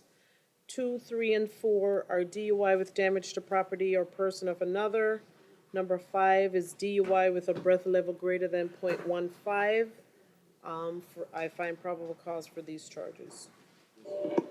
Judge, Mr. Beckles indicated to me that he will be posting his bond, but my understanding this is his first time being arrested. Would the I would ask if the court would consider an ROR on count 1. Your Honor, I have no, well, I'll leave it in the court's discretion. All right, ROR charge 1 and the other standard bonds will remain in place. Thank you, Judge. All right, Salimo Dabo.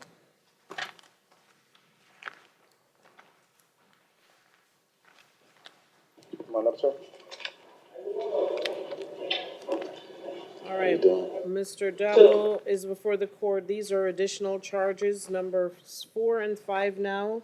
Number 4, possession of a vehicle with altered numbers, and number 5, grand theft auto. All right? Honor? Yes. I'm going to be asking for the court to increase the bonds on 4 and 5 to $5,000 each. Mr. Dabo appeared before Judge Solomon last Friday. He was, at that time, he was on a warrant of for possession of counterfeit fictitious driver's license. He had a $15,000 bond set. The allegations were he was in a gas station when he asked the clerk for a pair of scissors and proceeded to cut up multiple cards,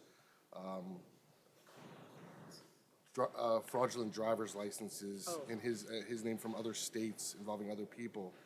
I remember his history. We got hits at from about 8 different states. Since then, he has also had an immigration hold.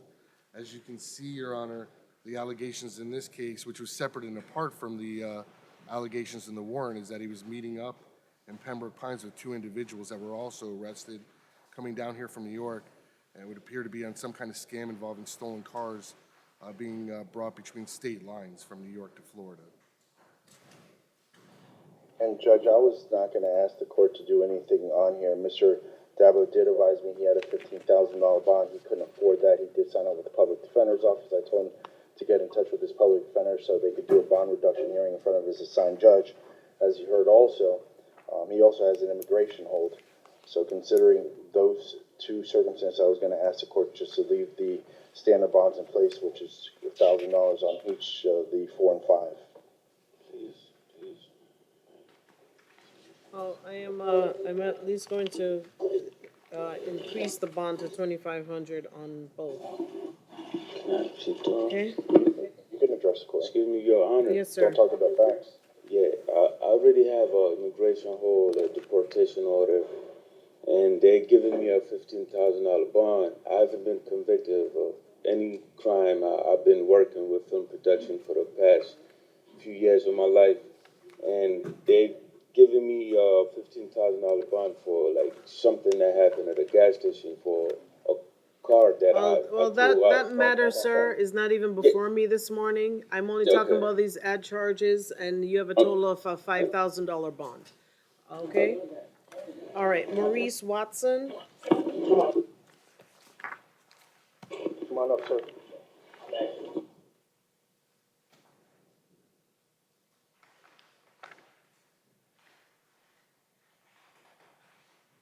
Mr. Watson, you're before the court on 1 charge of driving while license suspended, habitual. 2, 3, and 4 are civil writs, not for magistrate. I find probable cause. You have a $750 bond on charge 1. I'm going to be requesting a phone order, Judge. I'll sign that order. Dean Smith. Judge, Mr. Smith is approaching, and he advised me he wishes to represent himself. All right, Mr. Smith, you understand that you are entitled to an attorney for this hearing. Do you understand that? You've got to speak, okay?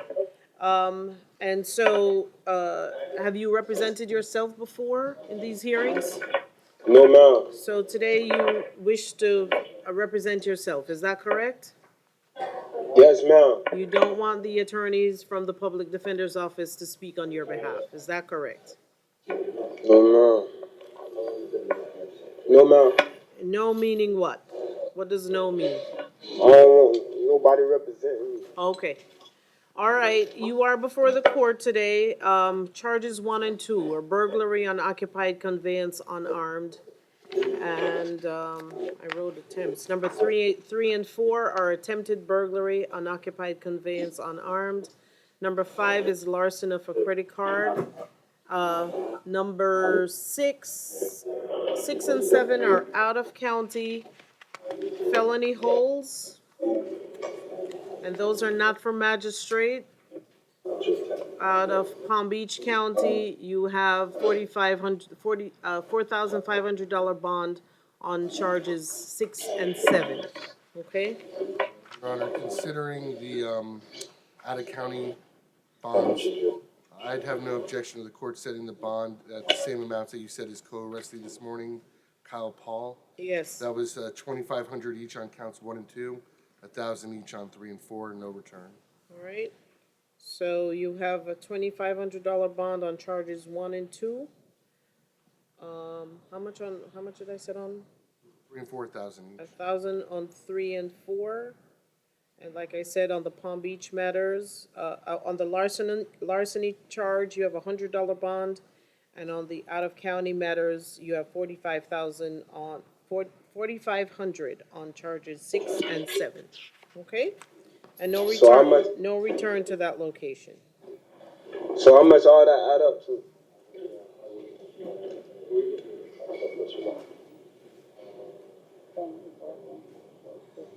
You have a total of 16,100. So what other? All right, Cavell Robinson.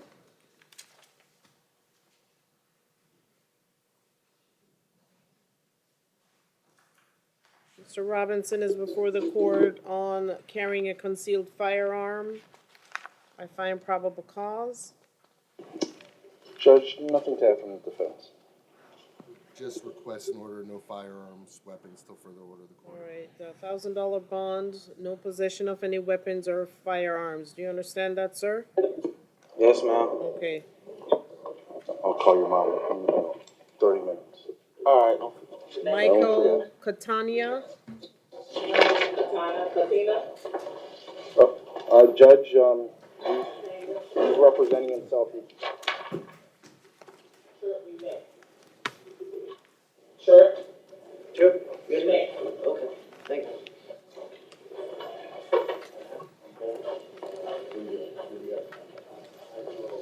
All right, Mr. Catania. Yes. Sir, you understand that you're entitled to an attorney for this hearing? Yeah. Are you declining the services of the Public Defender's Office at this time? No. I was just half asleep. I didn't understand what they were saying. All right, so do you need time now? Are you awake now? You said you didn't want to talk to me. Oh, no, I wasn't there. I'm detoxing, bro. All right, I'll recall the case. I'll give you a few moments to speak to your attorney. John Tripp.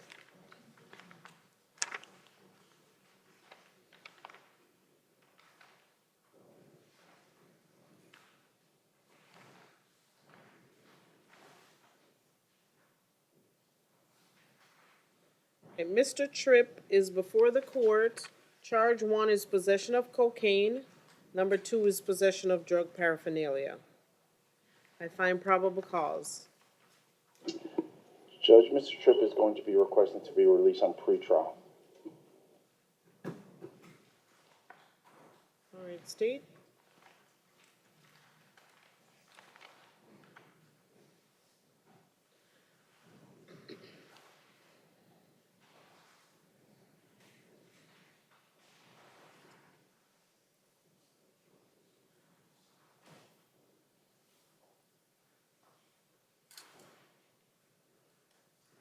Your Honor, I don't have an objection to pretrial with random testing. I'll ROR you to pretrial supervision. And that's going to include random drug testing, sir. Yes, ma'am. Tomorrow is a holiday, so if you don't get out on time today to be able to report to the pretrial office, the latest you have until is the Thursday morning to go. Do you understand that? Yes, ma'am. If you don't go, if you don't report, a warrant will be issued for your arrest. Do you understand that, sir? Yes, ma'am. All right.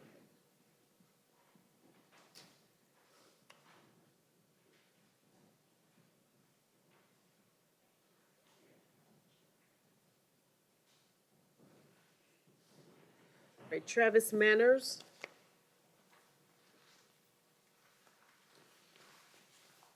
He's a person, Judge.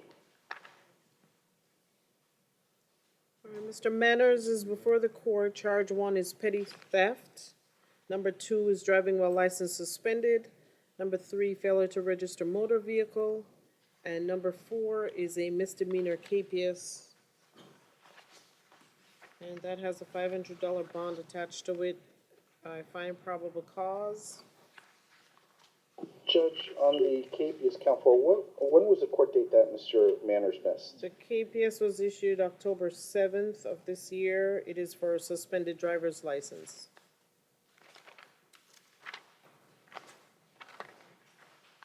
Judge, Mr. Manners advised me that on October 7th he was in custody on a hold in Palm Beach. So he didn't voluntarily miss a court. He's asking to be released, ROR on that case. And speaking to him as far as the new allegation, the felony driving $750 bond, he can't afford that. He is homeless, but he is working. He works at a company called Advanced Roofing. He's asking to be released under supervision of pretrial release. Your Honor, there's a difference between getting arrested in Broward and missing a court date at a satellite when there's an administrative order that he can't physically be brought to the jail, and committing a new law offense in another county where a judge found probable cause for, and then missing court in another county. I wouldn't say that is, it wasn't willful. Whatever act that got him arrested, it clearly was an intentional act, and like I said, a judge found probable cause for the arrest. Find probable cause. I am going to leave the bonds in place. He does have a status hearing on the 2nd at 9 a.m. Scott Limbach. I've been advised he bonded, Judge. All right. Mr. Beaumier. So I find probable cause on Mr. Limbach. He bonded. And then Vladimir Beaumier. He's approaching, Judge. All right, Mr. Beaumier is before the court. Charges 1 and 2, grand theft. Number 3, grand theft, $5,000 or more, but less than $10,000. 4 and 5, grand theft. Number 6, petty theft. 7 and 8, grand theft.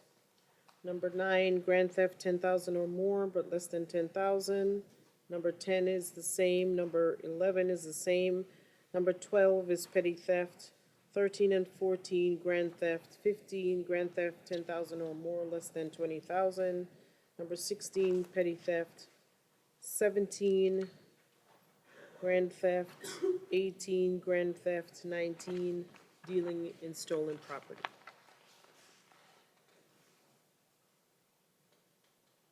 I find probable cause for these charges. Judge, if my math is correct, he has a total bond of $29,300. Mr. Beaumier advised me that he can afford some bond, him and his family, but not all of that. What I was going to be asking the court, and specifically in relation to counts 19, 18, and 17, as it stands, each one of those are at $3,500, $7,500, $5,000. I was going to ask for a bond reduction of $1,000 on each count. So I'm asking for a total bond. I believe if my math is correct, that would be $16,000. Now, this is Mr. Beaumier's first time being arrested. He's 34 years old. He's been living here in South Florida for 13 years. This is, I believe, work-related. He lost his job. So right now he's unemployed. He lives in Pompano Beach with his wife and 2 children. His monthly rent, where they rent, they do not own, is $1,500. His wife does work. She works at Coca-Cola with all the, as far as bills, rent, everything like that. They have very limited income, and the most she'll be able to afford is about $16,000, and that's the reason for our request, Judge. Your Honor, I'm going to request that at a minimum, the court keep the bonds in place. Also, I'm going to be requesting a passport surrender prior to his release. I would note, and as the court's, and I know the court's already aware of this, the allegations are, and this is strong evidence, he's caught on surveillance committing these offenses, that he stole a total value of over $120,000 worth of products from Verizon under the guise of his employment as a FedEx delivery driver. He admitted to making $10,000 in cash from these acts. I don't know, no one knows at this point if he made more than that or not. Frankly, based on the nature of these offenses, I don't know that the court should feel comfortable just taking his representations at face value. I do believe if the defense seeks to have a bond modification, that there should be a thorough hearing held before the assigned judge where the defense could present a little bit more than just Mr. Beaumier's word.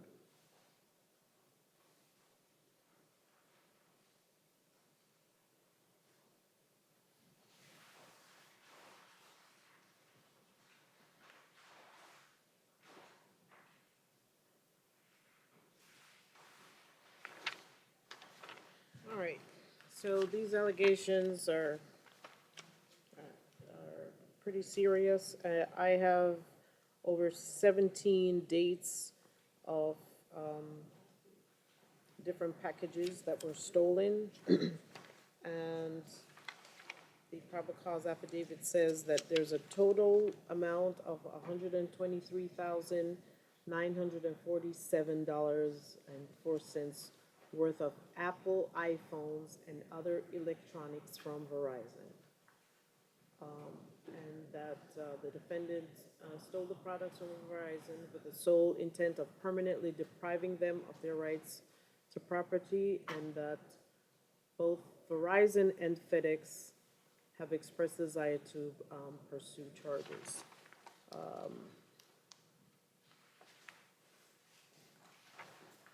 So they've observed him picking up the packages from Verizon as an employee of FedEx, and then he would stop at his vehicle and drop off a backpack into his personal vehicle before turning into the FedEx truck.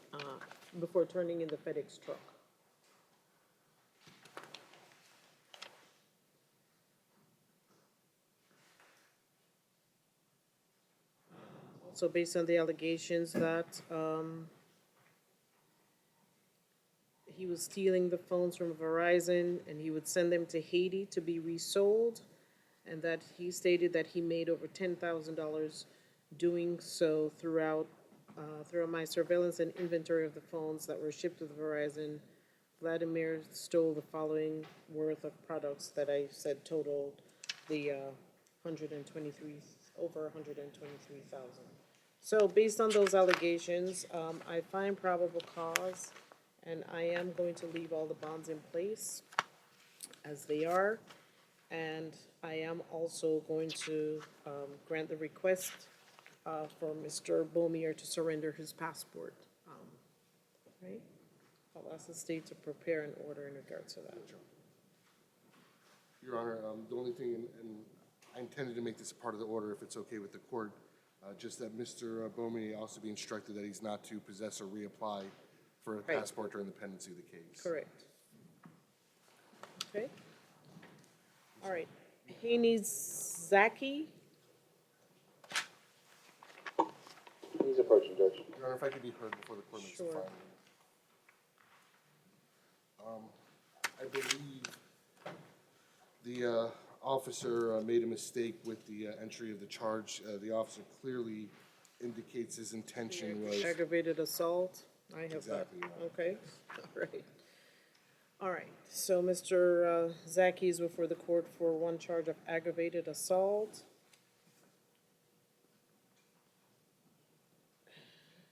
find probable cause.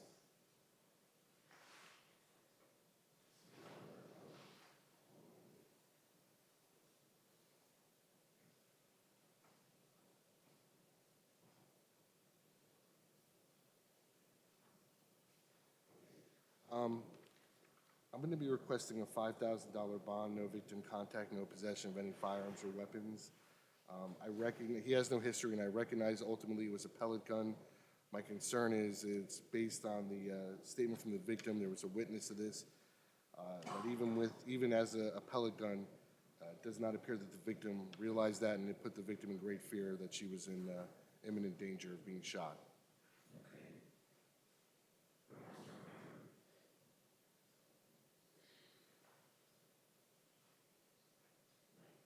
Mic's off.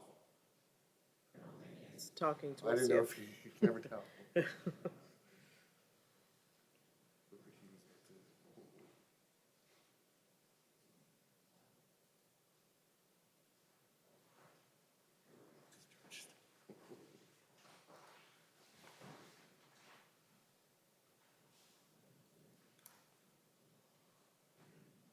Judge, he believes that, I was explaining to him as far as with the bonding, the premium, he believes that someone can come up with the $500, so at this time, he is not requesting any modification of that. All right, I'll impose a $2,500 and no victim contact. That means no phone calls, no text messages, no social media, no third-party contact. Do you understand that, Mrs. Zaki?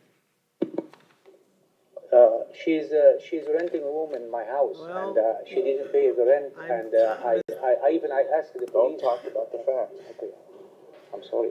How am I gonna? Well, I'm gonna say to you again, sir, so you understand, because I don't have any jurisdiction over whoever you're talking about. I only have jurisdiction over you at this time. And I'm telling you, sir, that you are to have no contact with the alleged victim in this case. Do you understand that? Yes, ma'am. Okay.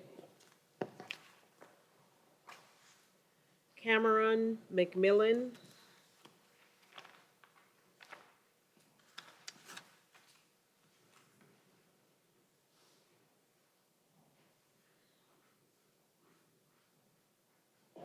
Yes. All right, Mr. McMillan, you have a traffic KPS with a $500 bond, and you also have, that KPS was issued because you didn't show up for arraignment on October 7th. There is also an out-of-county felony hold, and this hold is out of Palm Beach, and Palm Beach has a no bond hold on you at this time. I find probable cause, and it looks like you have a status hearing on the 2nd on the traffic KPS matter, okay? Antonio Mendez.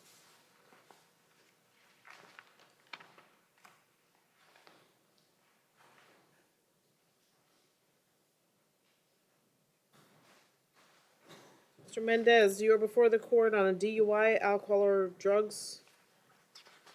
Is that correct? Fourth or subsequent offense? That's what I'm checking to confirm, Judge. And then DUI with damage to property or person of another. And then number 3, refusing to submit to DUI test. And then number 4 is a traffic infraction, failure to use due care, not for magistrate. I find probable cause. Yep. Yes, Your Honor, this would be a 4th DUI. His priors were 2008, 1991, 1983. Okay. Your Honor, the state would be requesting a $7,500 bond on count 1, $1,000 bond on count 2, noting this would be a 4th, but also that it involved a crash. Should Mr. Mendez post whatever bond this court deems appropriate, the state would be requesting pretrial supervision with a TAD monitor, no alcohol or intoxicants, random testing, and no driving until further order of the court. Judge, on count 2, and that's what I was going to be requesting, with $1,000, specifically on count 1. I do understand that it's 4th or subsequent offense, but as you heard, it's been over 10 years since his last DUI. What I was going to be requesting of the court is a $5,000 bond on count 1. Now, he is working, he's been working for the same company for about 31 years. It's American Glass and Mirror. He lives in Deerfield Beach with his mother. She's retired, 93 years old. She's on a fixed income. believes his whole family pulling their resources together, they're gonna be able to come up with the, $6,000. That would be counts 1 and 2, and that's why I was gonna be requesting a $5,000 bond on count 1 on his behalf.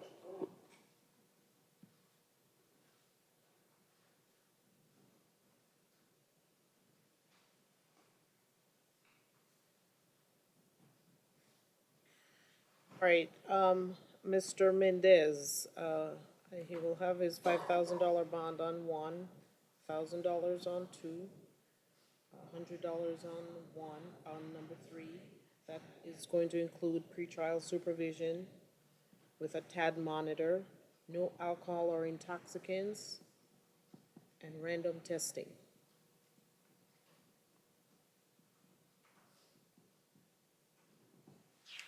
Okay.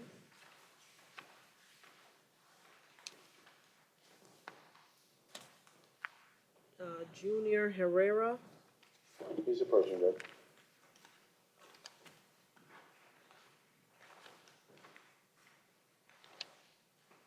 all right, Mr. Herrera is before the court on 1 charge of possession of oxycodone. Number 2, driving while license suspended. 3 and 4 are felony cases. Those have no bond holds. Those are no bond holds for Judge Tobin Singer. You have a status hearing with her on the 2nd. I find probable cause. I'll leave the bonds in place. All right, can we address Mr. Catania now? No, I'm gonna need, 1 minute to speak to him, Judge. Okay. All right, I'll take a brief recess, so we can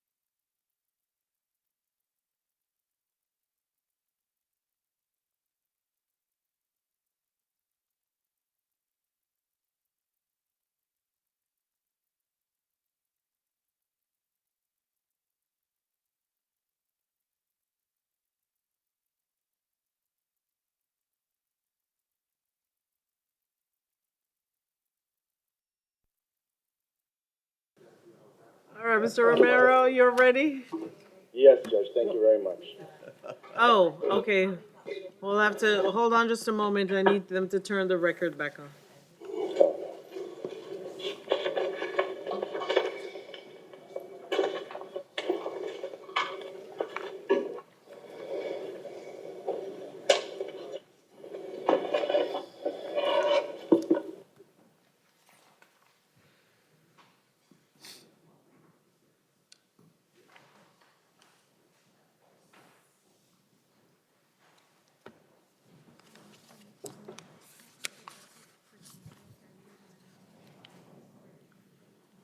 I'll get it. I don't know if I'll look at it. Okay, I'll see what I can do. What's this? Oh, this is on Vladimir, huh? Okay, very good.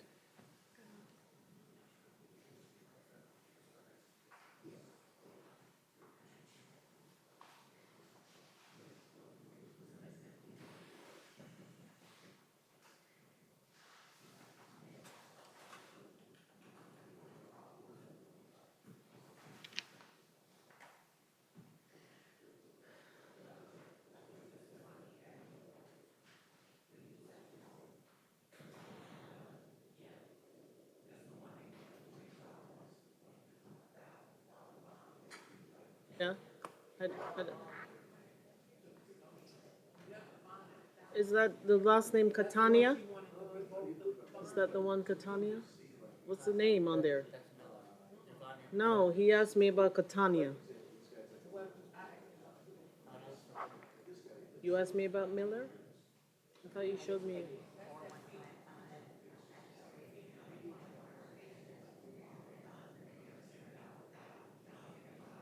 Okay.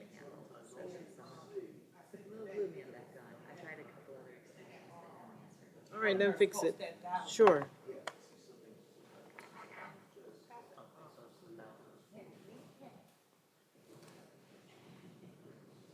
Oh, I'm sorry. I have Catania in my hand. That's why. I'm sorry. All right.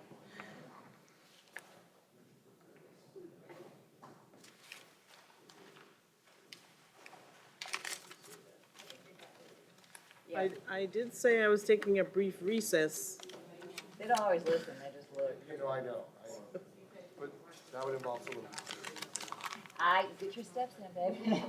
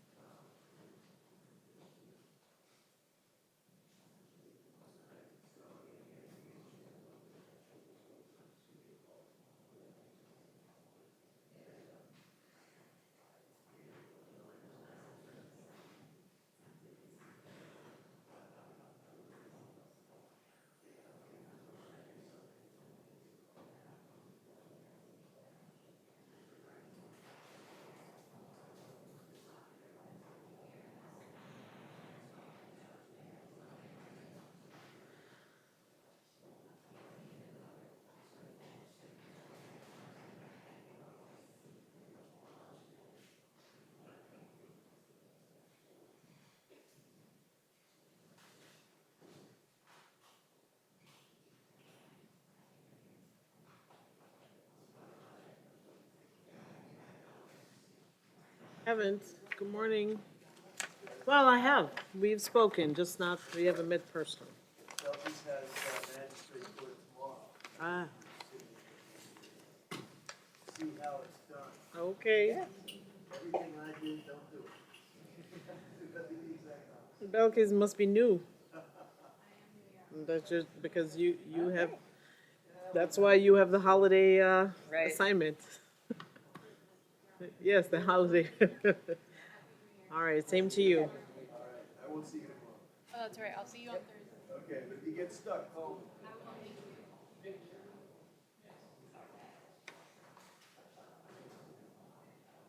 Oh, here we go.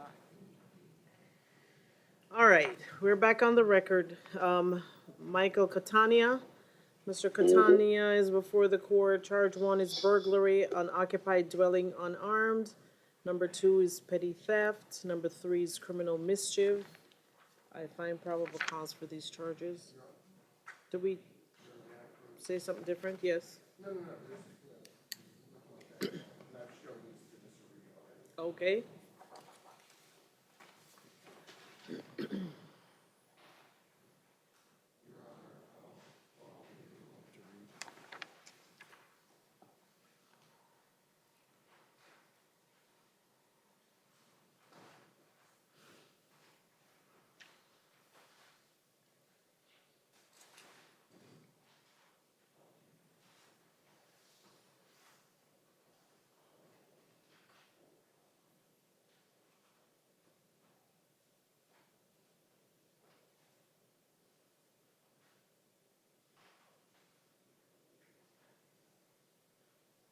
I apologize for the lightness on the right side. We had some toner issues.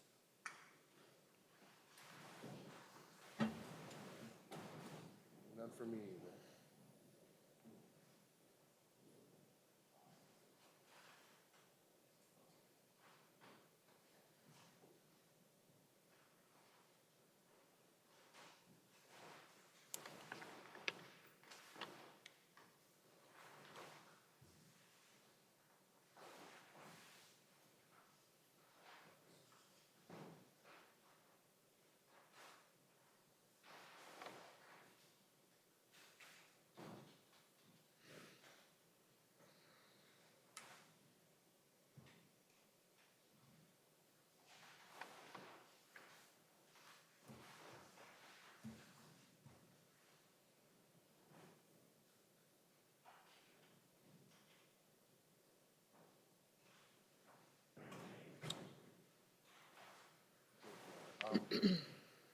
So, and first I would note, if, assuming this charge is filed, it would be filed as a burglary of a structure.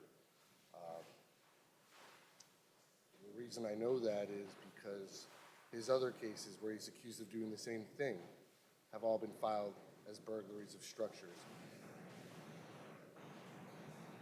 Yes, Those Your- are the priors. Yeah, exactly, Your Okay. Honor. He has 2 pending burglary structures, one from 2018, one from earlier this year. He was also arrested December 13th for another burglary that he's out on a $3,000 bond. Every single one is he's going to these buildings, these condos, he's breaking into their laundry rooms, and he's stealing money from the laundry machines. There is really no reason to believe at this point that if Mr. Catania is back on the street, that he will not go to some other building's laundry room and continue to burglarize their property. This will now be his 4th pending case.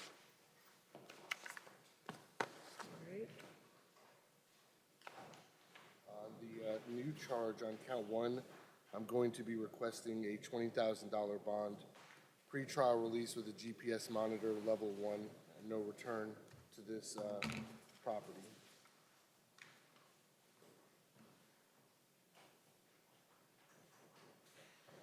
The, I'm sorry. hold on a minute. So there are, this incident occurred December 2nd. Yes, Your Honor. The December 13th arrest, I don't believe this would not violate his release conditions on that case with the $3,000 bond. Okay. It does violate his release conditions on the other 2 cases. The January 8, 2018 incident and the September 15th, 2018 incident, are those still pending matters? They're both pending, they are both filed before Judge Caldwell. Did he post bond on those? On one, he was ROR'd. On, I'd have to check the 2019 case. Well, I'm sorry, it was, one moment, Your Honor.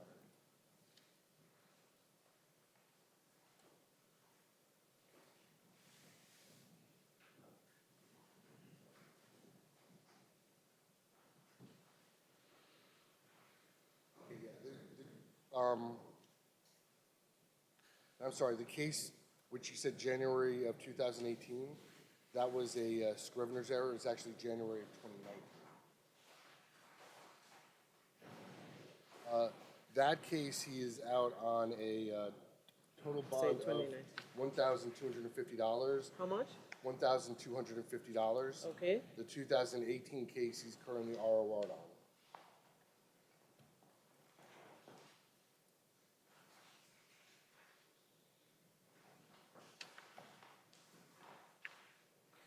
Okay, Mr. Romero. Judge, if I heard correctly, I believe count one should be a burglary of a structure. I do understand that he's out on cases. Mr. Catania did advise me of that. But unfortunately, right now, his family, from my understanding, they're not in a financial position to post any sort of monetary bond. He lives with his mother. She's retired. Her financial resources have been depleted. The only person that he can reach out to is his employer. He's working for a landscaping company. He is hoping that his employer would want to help him. And because of those circumstances, Judge, now count one, if it's a burglary of a structure, it's a third-degree felony. Normally, reasonable bond I'd be asking for is $1,000, but considering he's out on other cases, I'm asking 3 times the amount of that. I'm asking for $3,000 on Mr. Catania's behalf on count one. I only brought up the pending cases because I think that's probably the most aggravating factor in this matter. But he does have a history. Twice in 2018, carrying concealed weapon. I know because he's come through here before that he's been found to be in violation of pretrial in the past. He has been to state prison as a habitual offender for attempted burglary of a structure. That was a 2014 case. He was sentenced to 2 years in state prison after violating probation from a 2003 armed burglary of a dwelling with 2 counts of grand theft. He's also been sent to state prison numerous times in the past for possession of cocaine. Okay, I'm looking at these prior probable cause affidavits. It's a different location, but the exact same action. And so now he's before the court on a third, going into a building and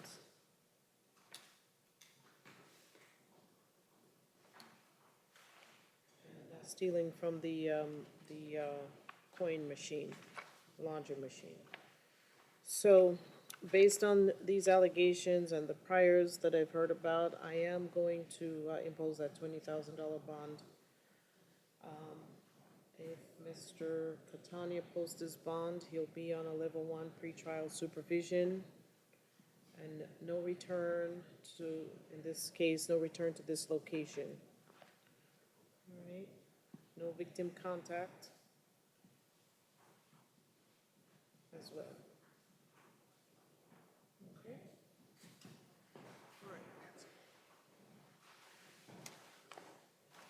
All right, thank you, everyone. Now the morning docket is complete. I will see everyone at 1 p.m.